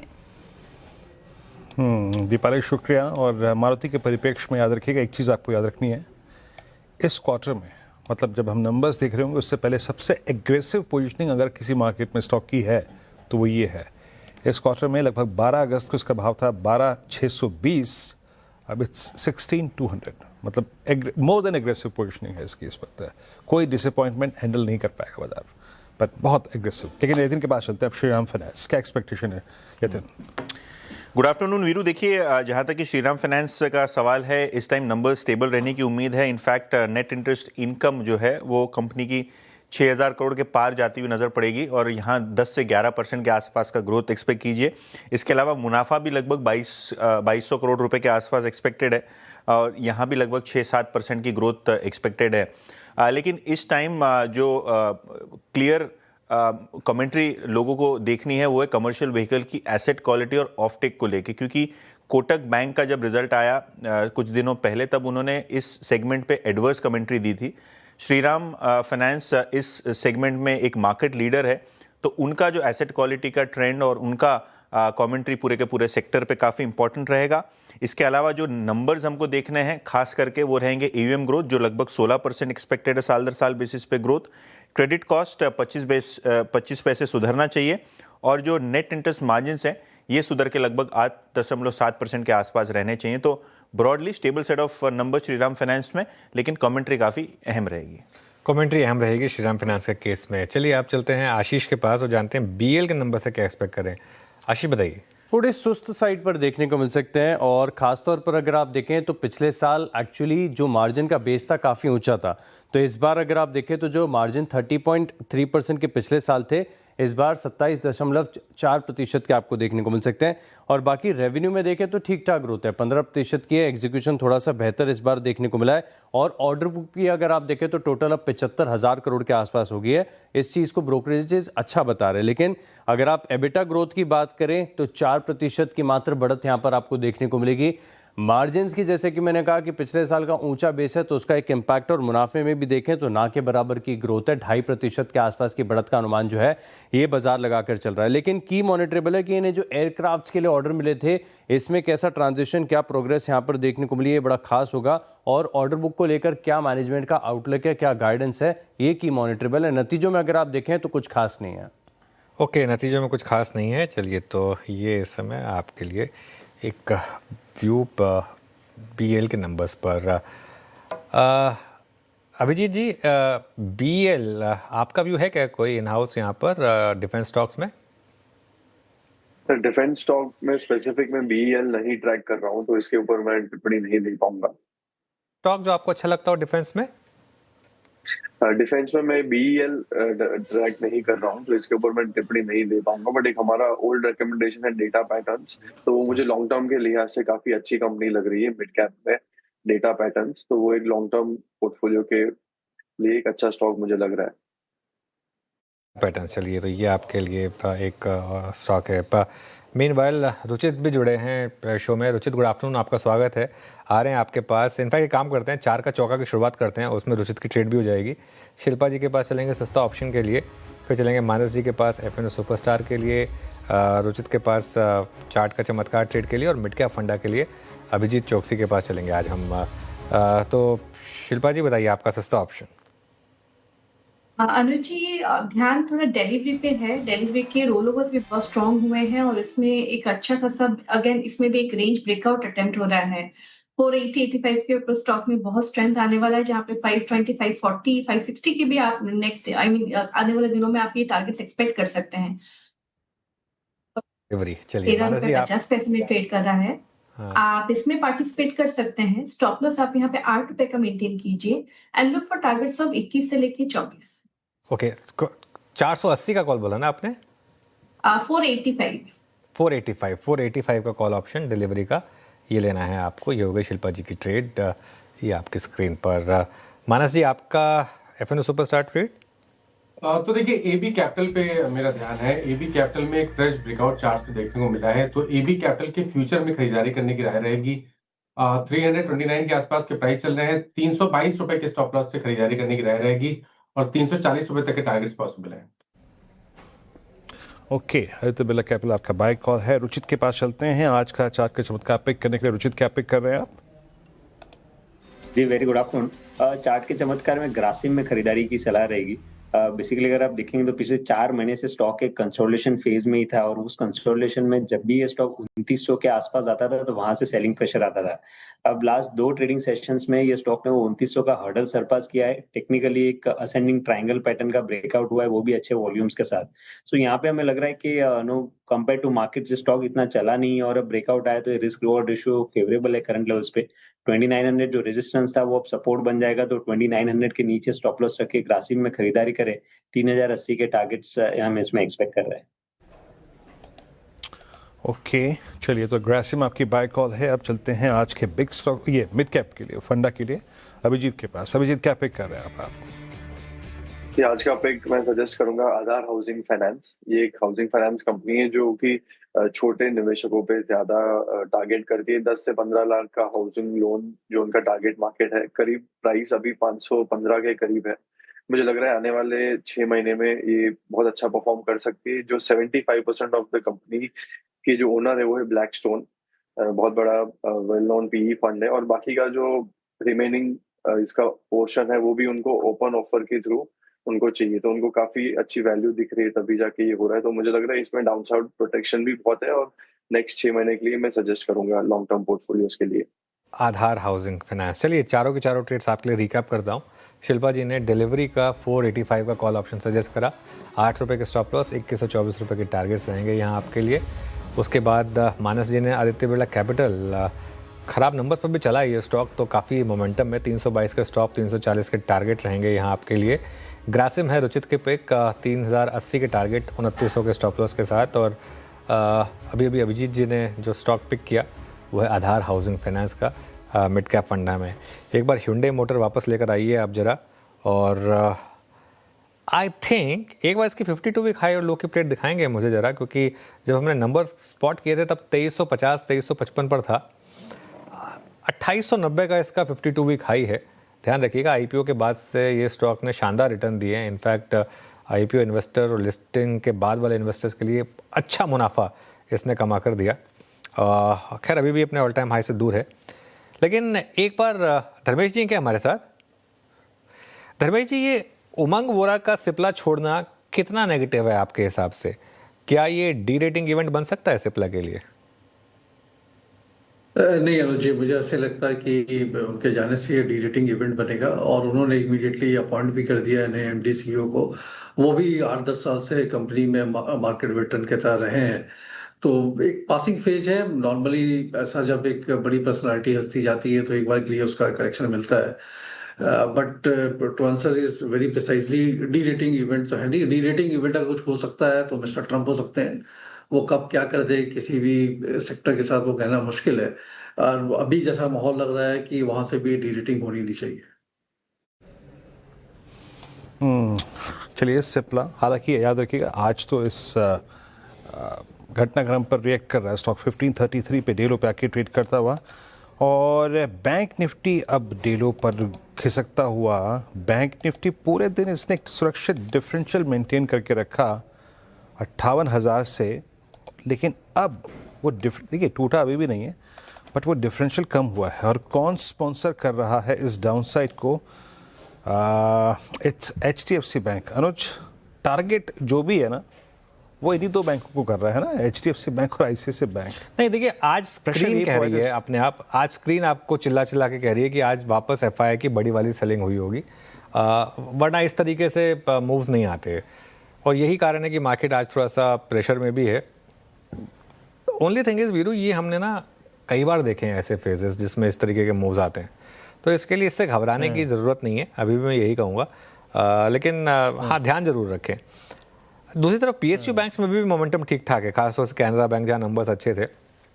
लेकिन हाँ, आज जो जिस तरीके से बड़े बैंकों में सेलिंग हो रही है, क्लियरली एक रिस्क है कि वापस शायद वो FI की बड़ी वाली सेलिंग हुई हो। कल भी बड़ी सेलिंग थी और कल तो तेज़ मार्केट में बड़ी सेलिंग थी। आज तो फिर भी मार्केट वीक है, तो थोड़ा सा एक सेंस बन ही रहा है कि आज की गिरावट में बड़ा हिस्सा रहा होगा FIs का। आई थिंक मेरे लिए ज़्यादा इंपॉर्टेंट ये होगा कि क्या वापस शॉर्ट्स आ रहे हैं सिस्टम में। हमने बड़ी अच्छी खासी शॉर्ट कवरिंग देखी, लेकिन लास्ट 2-3 दिन से आपने देखा होगा वो शॉर्ट कवरिंग का क्वांटम कम हो गया था। और एक्सपायरी वाले दिन भी एक्चुअली उतनी कवरिंग नहीं हुई जितना हम एक्सपेक्ट कर रहे थे। और फिर पहले दिन ही शॉर्ट जुड़ गए सिस्टम में। तो बहुत इंटरेस्टिंग होगा अब ये देखना कि ये वापस शॉर्ट जुड़े या नहीं जुड़े। जैसा मैं कह रहा था, अभी भी क्लोज 25,800 के ऊपर ही है, तो इसमें डरने की ज़रूरत नहीं है। वो उसके नीचे आएगा तो फिर डेटा पॉइंट्स को कंबाइन करेंगे उसके बाद। जी, बस मैं अनुज से वो प्रेशर पॉइंट्स को डिस्कस कर रहा था कि प्रेशर पॉइंट्स कौन कौन से हैं। माइनस 998 पर आपका टेक क्या? अभी तक HDFC बैंक ने इस बहुत ही शानदार सीरीज़ में, मतलब जो गई अक्टूबर की, कभी भी 10 डेमा को वायलेट नहीं किया है, specially post 14th of October. Sense क्या बन रहा है? आप 10 डेमा भी छोड़िए मानस, आज की जो हायर शेडो है कितनी वाइल्ड है, ये क्या सेंस दे रही है आपको? देखिए, ये तो सही है कि हायर लेवल पे स्टॉक सस्टेन होने में स्टॉक को तकलीफ हो रही है, लेकिन फिर भी जब तक 20 डे मूविंग एवरेज के ऊपर ट्रेड करता रहेगा तब तक मेरे ख्याल से तो आप अपनी लॉन्ग पोजीशन को होल्ड कर सकते हैं। तो 990 के ऊपर जब तक ट्रेड करें तब तक लॉन्ग पोजीशन को होल्ड करिए, उसके नीचे स्टॉप लॉस लगा लीजिए। ओके, चलिए, तो ये इस समय HDFC बैंक पर एक व्यू। Hyundai की एक इन्वेस्टर प्रेजेंटेशन अभी अपलोड हुई है, देखते हैं उसमें क्या कह रहे हैं वो। कुछ देर में थोड़ा सा और डिटेल लेंगे उससे। लेकिन स्टॉक में अब एकदम डे हाई पर आकर ये स्टॉक ट्रेड कर रहा है। ये गाबा सर, Hyundai का चार्ट क्या कह रहा है? कल तो बहुत अच्छा आपको मिला था Hyundai में। आज समय लग रहा है कि 2454 का ट्रेड है, HYU, या 1 मिनट, या मिल गया। कल तो बहुत अच्छा आपको मिला था। आज एक मेरे ख्याल से और भी कंटिन्यूएशन हुआ है। इसका जो नियर टर्म टारगेट है 2550 2625, वहां तक जाना चाहिए, स्टॉप लगाना चाहिए। अब भी 2350 एक अच्छा सेटअप बनता है Hyundai for a buy and hold possible है। Okay, buy and hold possible है Hyundai में। चलिए काम करते हैं, एक छोटा सा ब्रेक ले लेते हैं। उस बीच में मैं थोड़ा सा ये इनकी प्रेजेंटेशन भी पढ़ लूँगा और जब हम वापस लौटेंगे तो हमारे साथ हमारे बिग मार्केट वॉइसेस कड़ी में एक्सिस सिक्योरिटीज़ के CIO नवीन कुलकर्णी हैं, वो भी जुड़ेंगे।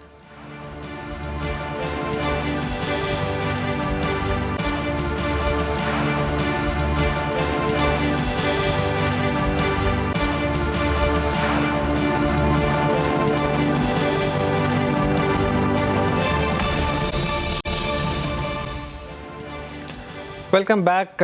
चलिए अब थोड़ा सा मार्केट के लॉन्ग टर्म टेक्सचर की बात करते हैं। इस समय काफ़ी प्रेशर है वैसे निफ्टी पर, 25,860 पर अब निफ्टी। अब ये फ्रेश इंटरडे लो के हम काफ़ी करीब हैं। बैंक निफ्टी 350 पॉइंट नीचे, यहाँ पर भी दिक्कत है इस समय। नवीन कुलकर्णी जुड़े हमारे साथ, एक्सिस सिक्योरिटीज़ के CIO हैं नवीन जी। नवीन जी गुड आफ्टरनून।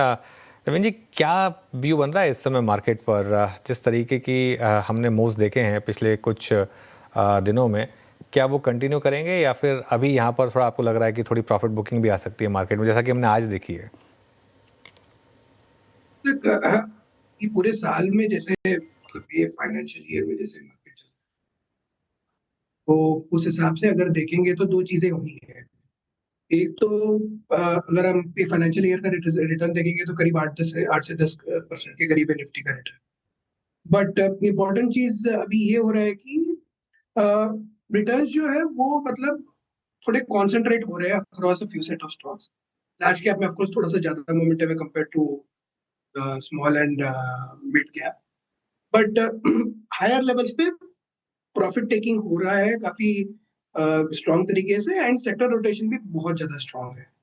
तो ये थीम मुझे लग रहा है कि पूरे साल चलेगा, क्योंकि ओवरऑल जो अर्निंग्स ग्रोथ है और रीजनेबल है, लेकिन बहुत ज्यादा strong momentum pickup across the board नहीं दिखा है। तो इंप्रूव हो रहा है, बट जो मोमेंटम जो आ रहा है वो आने में थोड़ा सा टाइम लग रहा है।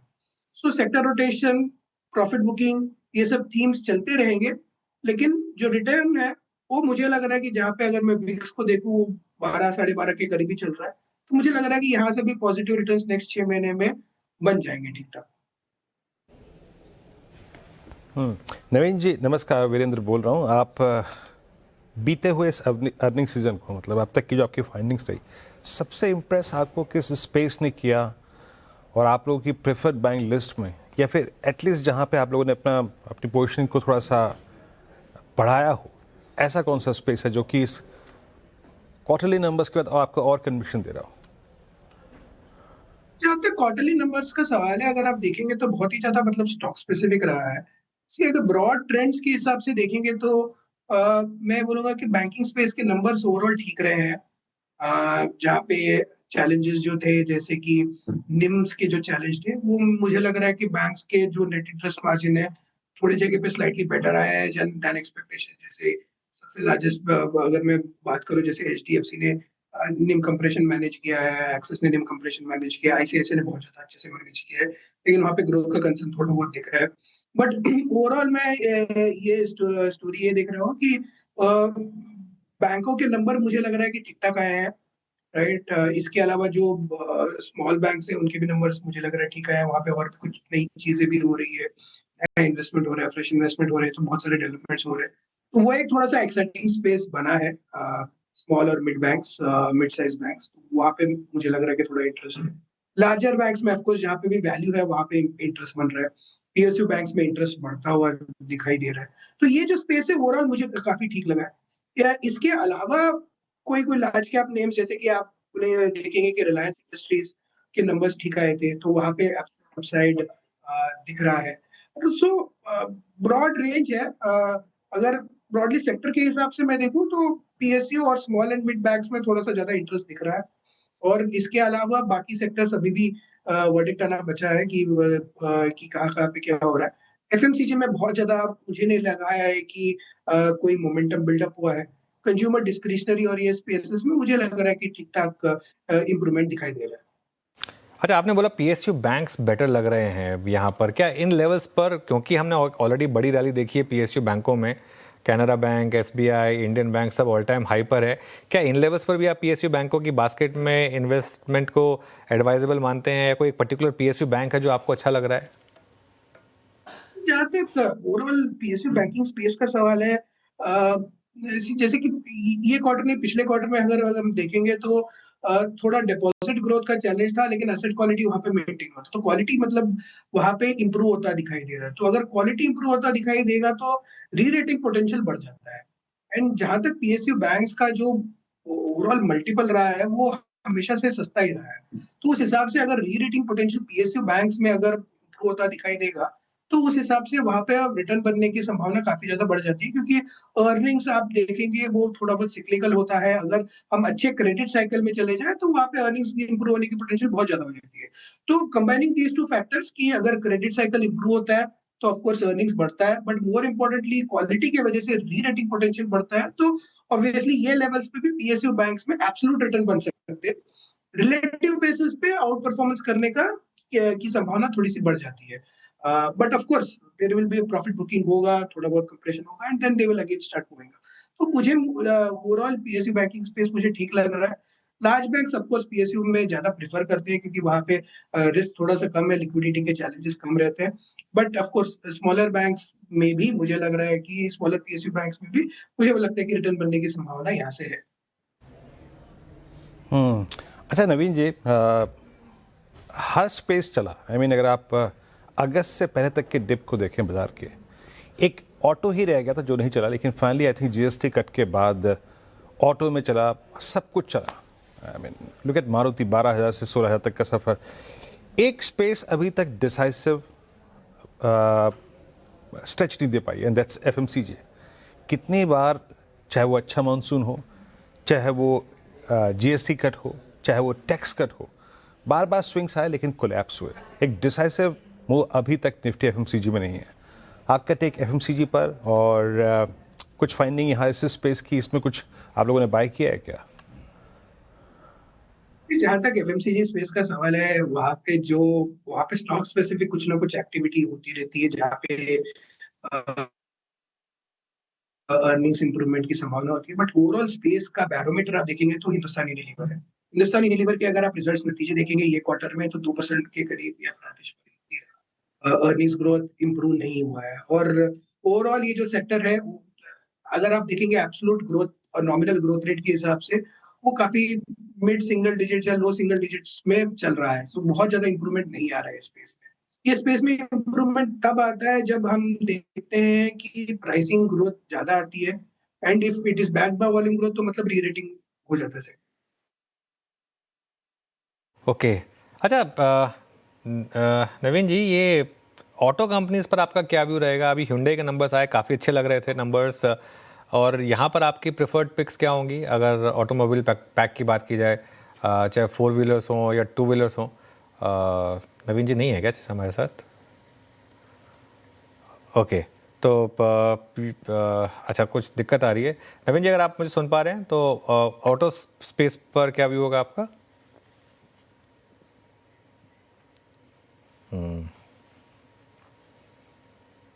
कुछ दिक्कत है अनुज।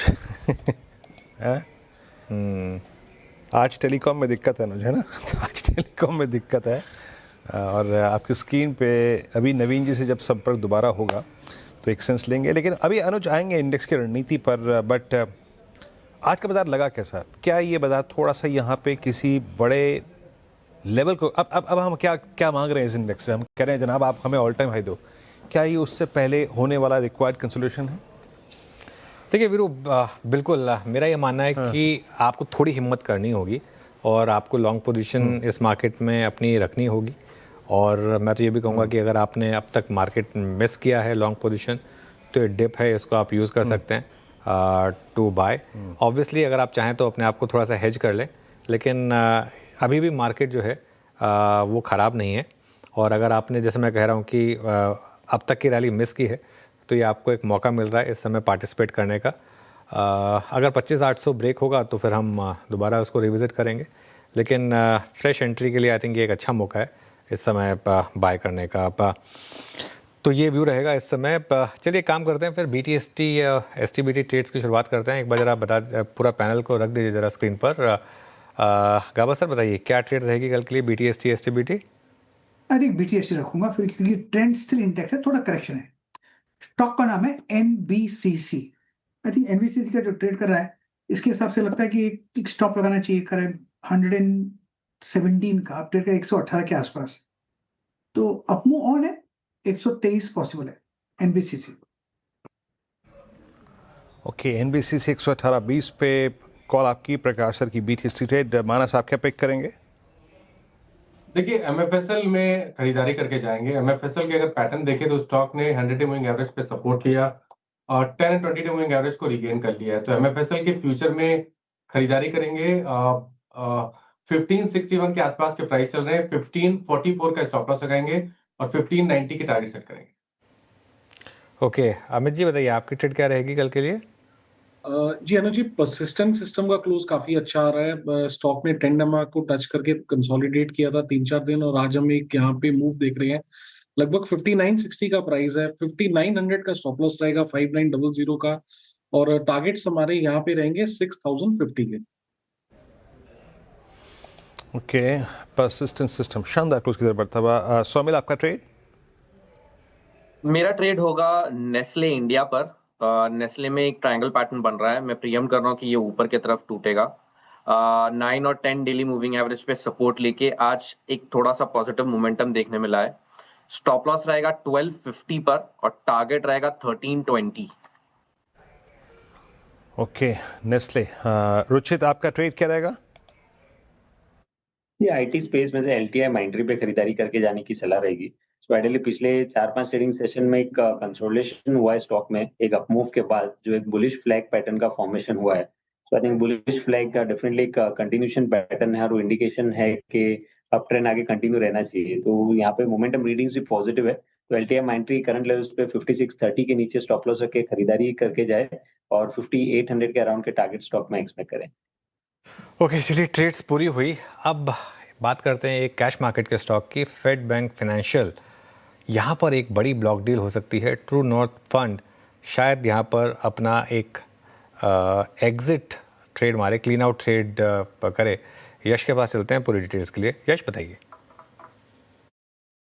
वेल, हमें सूत्रों से जो पता चल रहा है वो ये है कि फेड बैंक फाइनेंशियल जो कि कंपनी है, वहाँ पे ट्रू नॉर्थ अपनी पूरी हिस्सेदारी बेच सकता है। यानी कि ये एक क्लीन आउट ट्रेड बहुत जल्द हमें फेड फिन या फेड बैंक फाइनेंशियल में देखने मिल सकता है।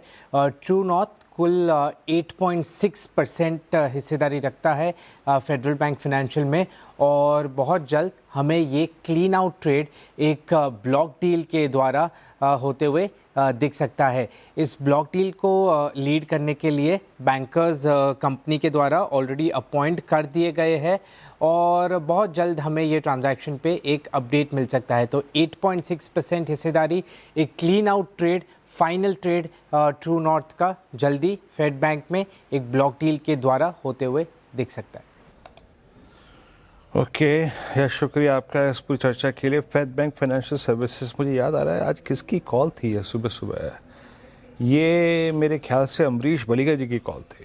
144.30, तो possibility of clean out trade.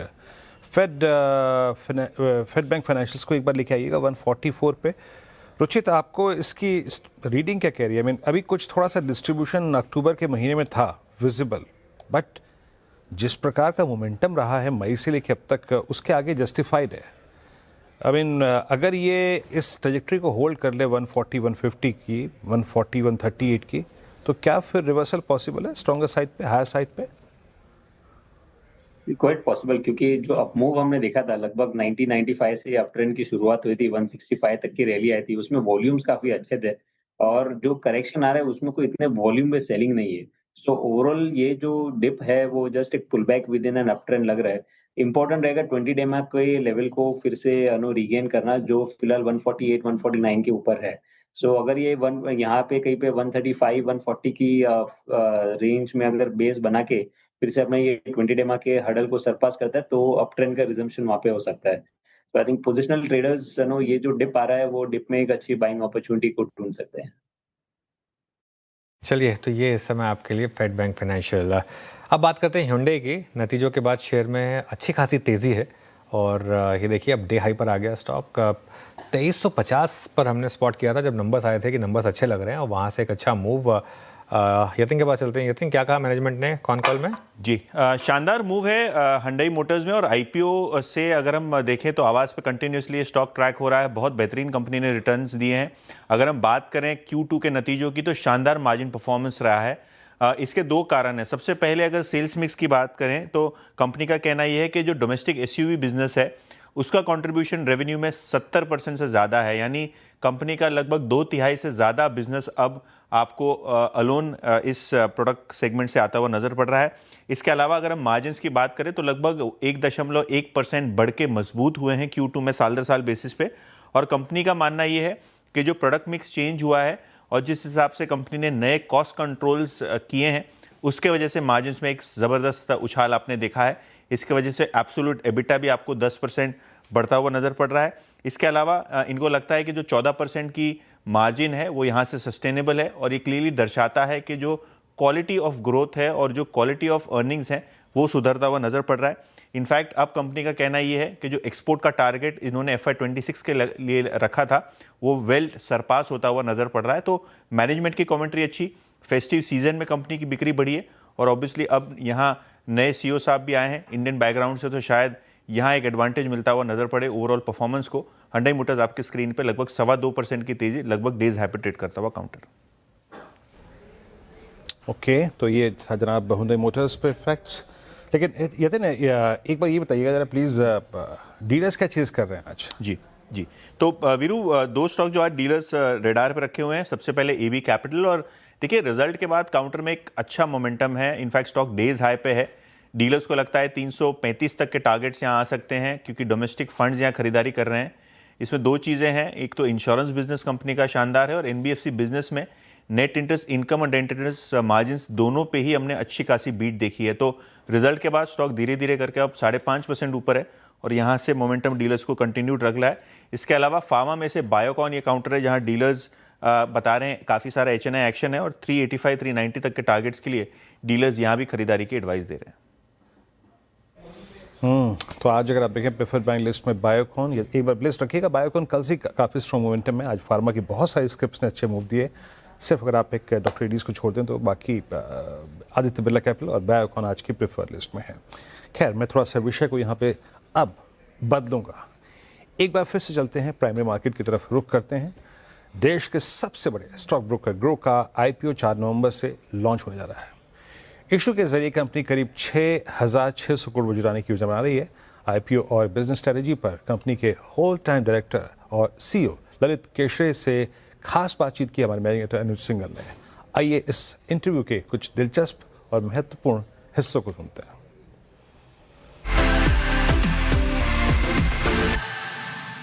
IPO लाने की आपको ज़रूरत क्यों पड़ी? ये क्या सिर्फ एक जो एग्जिस्टिंग इन्वेस्टर्स हैं उनको पार्शियल एग्जिट देने का आपका इरादा है? क्योंकि इसमें फ्रेश इशू भी है, हालांकि ज़्यादातर लार्जली 90% OFS है, 10% फ्रेश इशू भी है। तो पहले तो एक बात समझाएं कि मार्केट में आप आए किस लिए? सो देखिए अनुज, अभी ग्रो अभी हमको 9.5 साल हो गए हैं। 3 साल से ऑपरेटिंग प्रॉफिटेबिलिटी है, काफ़ी अच्छा स्केल हो गया है, और कभी लॉन्ग टर्म इंस्टीट्यूशन बनाने के लिए लिस्टेड कंपनी लाइक ट्रस्ट ज़्यादा बनता है, अकाउंटेबिलिटी आती है क्योंकि आपके पास मिलियंस ऑफ कस्टमर्स है, और लाइक काफ़ी सारा पैसा लाइक करीबन 2.6 लाख करोड़ का आप पैसा आपके थ्रू है। तो थोड़ी like it helps to be more accountable, more trustworthy and so on. So customer जो आपके हैं वो आपके शेयर होल्डर भी बन जाते हैं, ओनर भी बन जाते हैं, तो एक तरह से पब्लिक कंपनी आप बन जाते हो, राइट। प्रमोटर्स के पास रफली करीब 28% स्टेक है अभी। इस OFS में प्रमोटर्स पार्टिसिपेट कर रहे हैं या सिर्फ इन्वेस्टर्स के लिए आपने ऑफर दिया है? तो इस OFS में प्रमोटर्स नहीं पार्टिसिपेट, इस OFS में प्रमोटर्स पार्टिसिपेट नहीं करेंगे, लेकिन एक फ्रेश इशू भी है। तो आपका स्टेक फिर 28% से थोड़ा डाइल्यूट हो जाएगा? कितना थोड़ा डाइल्यूट हो जाएगा, जो भी 1000 करोड़ से जो भी डाइल्यूट होगा परसेंट, फ्यू परसेंट। 66,000 करोड़ के करीब का अगर मार्केट कैप है तो उस हिसाब से पकड़ के चलें तो माइनर डाइल्यूशन होगा। का रेवेन्यू में काफ़ी शानदार ग्रोथ रही है। FY23 में 1141 करोड़ था, FY24 में 2600 करोड़ था, और FY25 में 3900 करोड़ था। लेकिन क्या ये मान के चलें कि जो FY 24 से 25 के बीच में ग्रोथ आई उसको मैच करना नेक्स्ट टू इम्पॉसिबल होगा, क्योंकि जो रिसेंट सेबी के जो मूव्स आए उसके बाद कहीं ना कहीं ब्रोकिंग पर और कहीं ना कहीं स्टॉक मार्केट के वॉल्यूम्स पर इम्पैक्ट तो पड़ा ही है उसकी वजह से। सो अगेन यहाँ पे हम ऐसे देखते हैं कि हम जैसे जब हमने शुरू करा था तो कुछ रेगुलेशंस थे, उसके बाद फिर काफ़ी सारे रेगुलेशंस आए, प्रोग्रेसिव रेगुलेशंस आए, जिसकी वजह से हमारी ग्रोथ हुई। लाइक जैसे ऑनबोर्डिंग आसान हुई, लाइक UPI आया, पेमेंट्स आया, सो बहुत सारे जो पॉजिटिव चीज़ें हुई है उसकी वजह से हमारी ग्रोथ हुई है। वरना इतने अकाउंट्स हम खोल ही नहीं सकते थे, हमने इतने सारे, अभी 14 मिलियन एक्टिव कस्टमर्स है प्लेटफॉर्म पे, और देश के कोने कोने में लाइक 98% पिन कोड्स हम cover, more than that we cover the pin codes, और 80% बियॉन्ड टॉप 6 सिटीज़, लाइक छोटे शहरों से सब आ रहे हैं and so on. So that has happened because of the regulations that have happened. और क्या होता है कि जब भी कुछ रेगुलेशन आता है तो ट्रस्ट बनता है सिस्टम में, और उसके इसीलिए that is the reason why हम भी सिर्फ वही बिजनेस करते हैं जो रेगुलेटेड होता है, बिकॉज कस्टमर का hard and money and so on. Regulator का जॉब ये भी होता है कि long term growth, right, capital market should grow, India will grow, तो capital markets if you compare with other countries तो बहुत बहुत अब हमारे सामने बहुत ग्रोथ अभी है। और फिर कस्टमर का प्रोटेक्शन भी ज़रूरी होता है, ये दोनों जब साथ में होता है तभी हेल्दी ग्रोथ होती है, right. So this is how we look at it going forward also, हम यही सोचते हैं, इसी तरह से सोचते हैं। आपने पिछले साल 1824 करोड़ का प्रॉफिट किया Q1 में, लेकिन 350 करोड़ के करीब का प्रॉफिट था, तो क्या ये जो करंट FY है इसमें पिछले साल के मुकाबले आपके प्रॉफिट में कम ग्रोथ होगी फिर? सो ये तो मैं अभी अभी क्या हुआ कि ग्रोथ हमारी होती है, कस्टमर्स आते हैं, आरपू बढ़ता है और सो ऑन।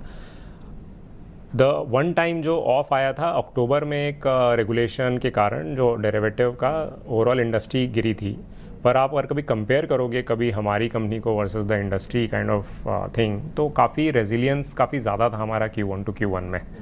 और फिर Q4 लाइक FY 25 के Q4 को अभी देखोगे जो बॉटम था, फिर Q1 में ग्रोथ आई है। सो बेसिकली एक आया जो उसके कारण जो ट्रू टू द लेबल और जो डेरिवेटिव एक्सपायरी के कारण जो एक ड्रॉप आया था, फिर वहाँ से फिर से वापस ग्रोथ शुरू हो गई है। तो growth market share growth, product diversification, बहुत सारे हमारे जो प्रोडक्ट्स है वो भी कंट्रीब्यूट कर रहे हैं, तो उसकी ग्रोथ काफ़ी हुई है, तो उसके कारण हम ग्रोथ मेंटेन कर रहे हैं अभी।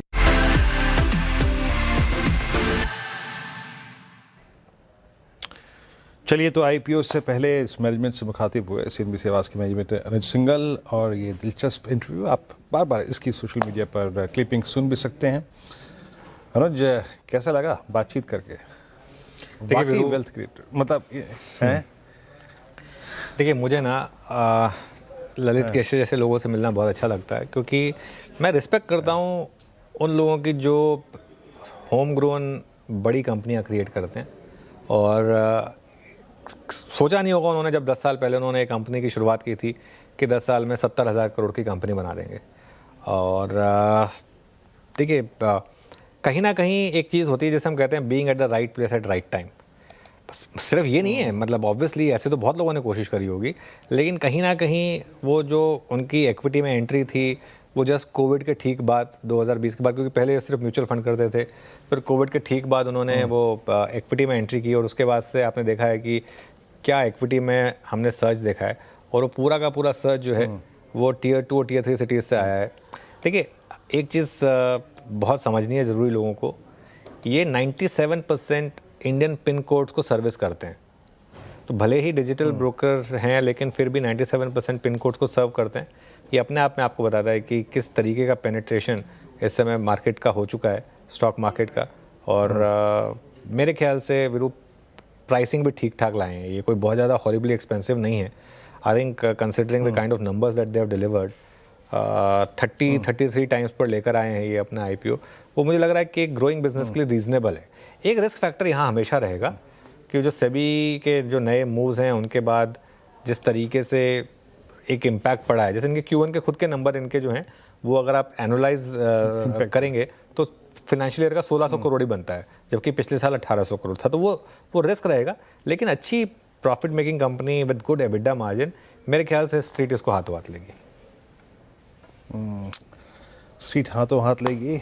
खैर आएंगी कभी फिर, एक बार इस पर काफ़ी चर्चा होगी। हमने मैनेजमेंट के उस अंश को सुना है आपसे, अनुज का टेक भी लिया। Now it's 3:21, 3:21। निफ्टी समहाउ 25,900 की ट्रेजेक्टरी को सरेंडर करने को तैयार नहीं है, बट बैंक निफ्टी 58,000 के आसपास ट्रेड करता हुआ। मैं काम करता हूँ, आज की जो ब्रेथ है वो आपकी स्क्रीन पर रखता हूँ, और ब्रेथ में आपको आज का बिल्कुल कल का उलट बिहेवियर नजर आएगा। लुक एट शॉर्ट 135, कल इतने ही लॉन्ग थे, 11 में शॉर्ट कवरिंग, लॉन्ग्स 45 में, लॉन्ग अनवाइंडिंग प्रॉफिट्स को कैश में कन्वर्ट करने की जो टेंडेंसी थी, कि जो रुझान था वो थोड़ा सा आज बढ़ता हुआ नजर आया, बट स्टिल इतना गंभीर नहीं है। हाँ, शॉर्ट 135 पे है, और इस पे कुछ इवेंट बेस्ड शॉर्ट भी थे। For instance idea, for instance doctor Reddy's, event based short भी थे, और सिप्ला हो गया, आप इवेंट बेस्ड शॉर्ट कह सकते हैं इसको। First slide, PV infotech, Aditya Birla capital, IFL finance, Adani green, all India, पूरी ऑयल एंड गैस बास्केट बहुत स्ट्रॉन्ग है इस वक्त। बीएचएल इवेंट बेस्ड, मतलब नंबर्स, आज शॉर्ट कवरिंग हुई, complete short covering. Camps short covering, Hitachi energy, Laurus lab, के इंडस्ट्रीज, इन सभी स्टॉक्स में लोडिंग हुई थी शॉर्ट्स की, वो कवर हुई आज। और शॉर्ट बिल्डअप था वोडाफोन आइडिया में। LIC housing finance, doctor Reddy's कल से कोलैप्स होना शुरू हो गया, इनको एक सेटबैक मिला कनाडा से। और HFCL, IFC, IX और लॉन्ग अनवाइंडिंग प्रॉफिट्स जहां कैश में कन्वर्ट हुए, उसमें था वेदांता। कल ही इनफैक्ट जब वो सुनवाई टली तो वो डिसअपॉइंटमेंट स्क्रीन पे विजिबल था। बाकी HDFC life, Hindustan zinc, Piramal pharma और बजाज फाइनेंस आज कोलैप्स हुआ। और मैं एक चीज़ देख रहा हूँ कि मैं इनफैक्ट जो चीज़ रोलवा के स्टैट्स में भी दिख रहा था, मिड कैप IT में एक्टिविटी फिर भी अच्छी है, और एक परसिस्टेंट की कॉल गई थी। एक एम्फेसिस भी लेके आइएगा प्लीज़, ज़रा एम्फेसिस रखेंगे। हालांकि IT इंडेक्स थोड़ा सा बैकफुट पे था, एम्फेसिस भी आज ठीक ठाक रीजनेबल क्लोज दे रहा है।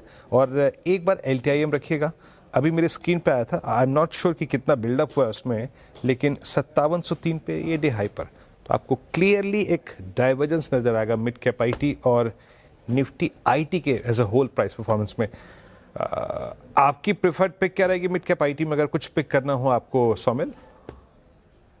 डेफिनेटली LTIM का सेटअप बहुत ही अच्छा लग रहा है। एक कंसोलिडेशन, एक फ्लैग पैटर्न ऊपर की तरफ टूटा है, high top high bottom formation है। 10 और 9 डेली मूविंग एवरेज पे सपोर्ट लिया है। मुझे लगता है कि इसके अंदर शॉर्ट टर्म और मीडियम टर्म दोनों ही बहुत अच्छा कर सकते हैं। शॉर्ट टर्म में टारगेट्स अराउंड 5850 के आसपास रहेगा, और मीडियम टर्म में मुझे लगता है कि 6000 के ऊपर जा सकता है। स्टॉप लॉस रहेगा 5540। ओके, चलिए एक बार कैनरा बैंक लेकर आइए जरा। कैनरा बैंक के आज नंबर्स आए, और अभी भी उनकी कॉल भी चल रही थी। काफ़ी शानदार नंबर्स हैं हर पैरामीटर पर, और जो उनकी कमेंट्री है वो भी काफ़ी पॉजिटिव है। अब ये स्टॉक ऑल टाइम हाई पर है इस समय। अमित जी, एक बार कैनरा बैंक का चार्ट देखिए। यहाँ पर अब किस तरीके के, क्योंकि अब अनचार्टेड टेरिटरी में है स्टॉक, कहाँ पर स्टॉप लॉस रखें, और अगर जिनके पास है वो क्या करें, जिनके पास नहीं है वो कहाँ पर लें स्टॉक को? जी अनुज जी, काफी स्ट्रॉन्ग मूव देख रहे हैं, और अगर हम वॉल्यूम्स देखें आज के सत्र में, तो रिकॉर्ड हाई वॉल्यूम्स भी बैक कर रहे हैं इस मूव को। रिसेंटली हमने देखा था 129, 130 एक हर्डल था जो स्टॉक क्रॉस नहीं कर पा रहा था, आज के सत्र में क्रॉस कर लिया है। तो किसी की पोजीशन है तो अब स्टॉप लॉस हम लगभग रखेंगे यहाँ पे 129 रुपीज का। ट्रेंड को राइड करने की सलाह है। मुझे लगता है यहाँ पे 138 तक के टारगेट्स पॉसिबल है।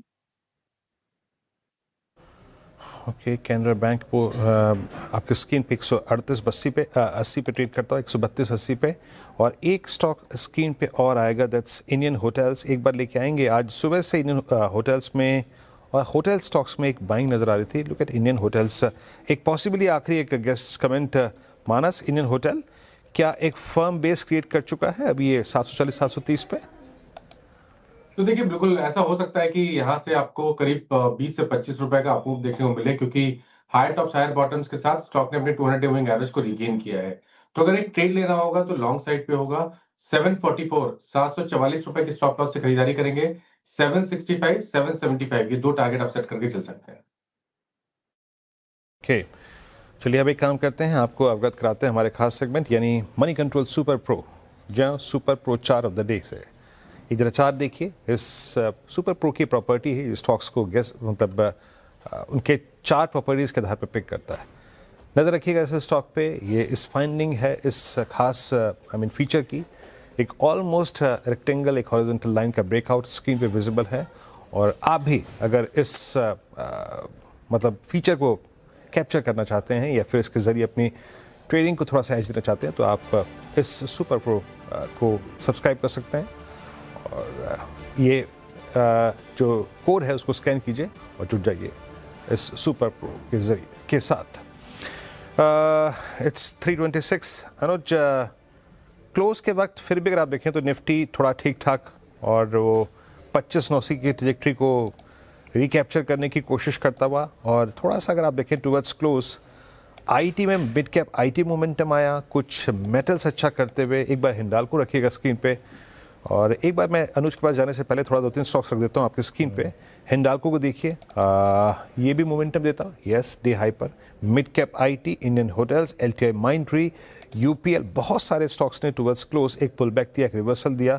यूपीएल आपकी स्क्रीन पे आएगा 724.90 का गजब का स्ट्रेच आया, और यूपीएल ऑलमोस्ट अब अपने इस दौर के हाईएस्ट क्लस्टर, मैंने अगस्त 2025 से लेकर जो अब तक का क्लस्टर था उसको ऑलमोस्ट स्ट्राइक करने की कोशिश कर रहा है।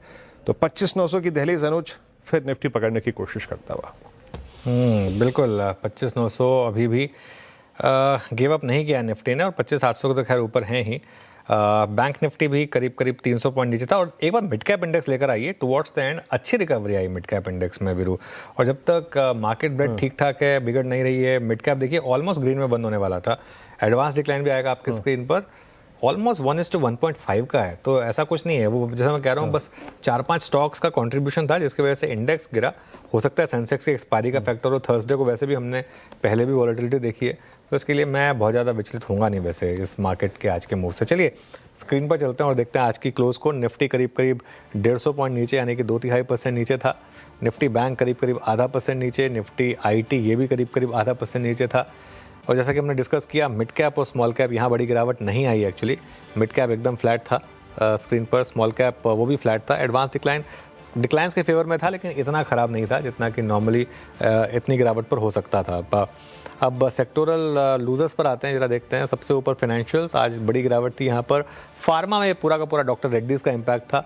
बैंक निफ्टी थोड़ा नीचे था, एफएमसीजी में वीकनेस थी, आईटी में वीकनेस थी, और पीएसयू बैंक्स में थोड़ी सी आपको वीकनेस दिखाई देगी।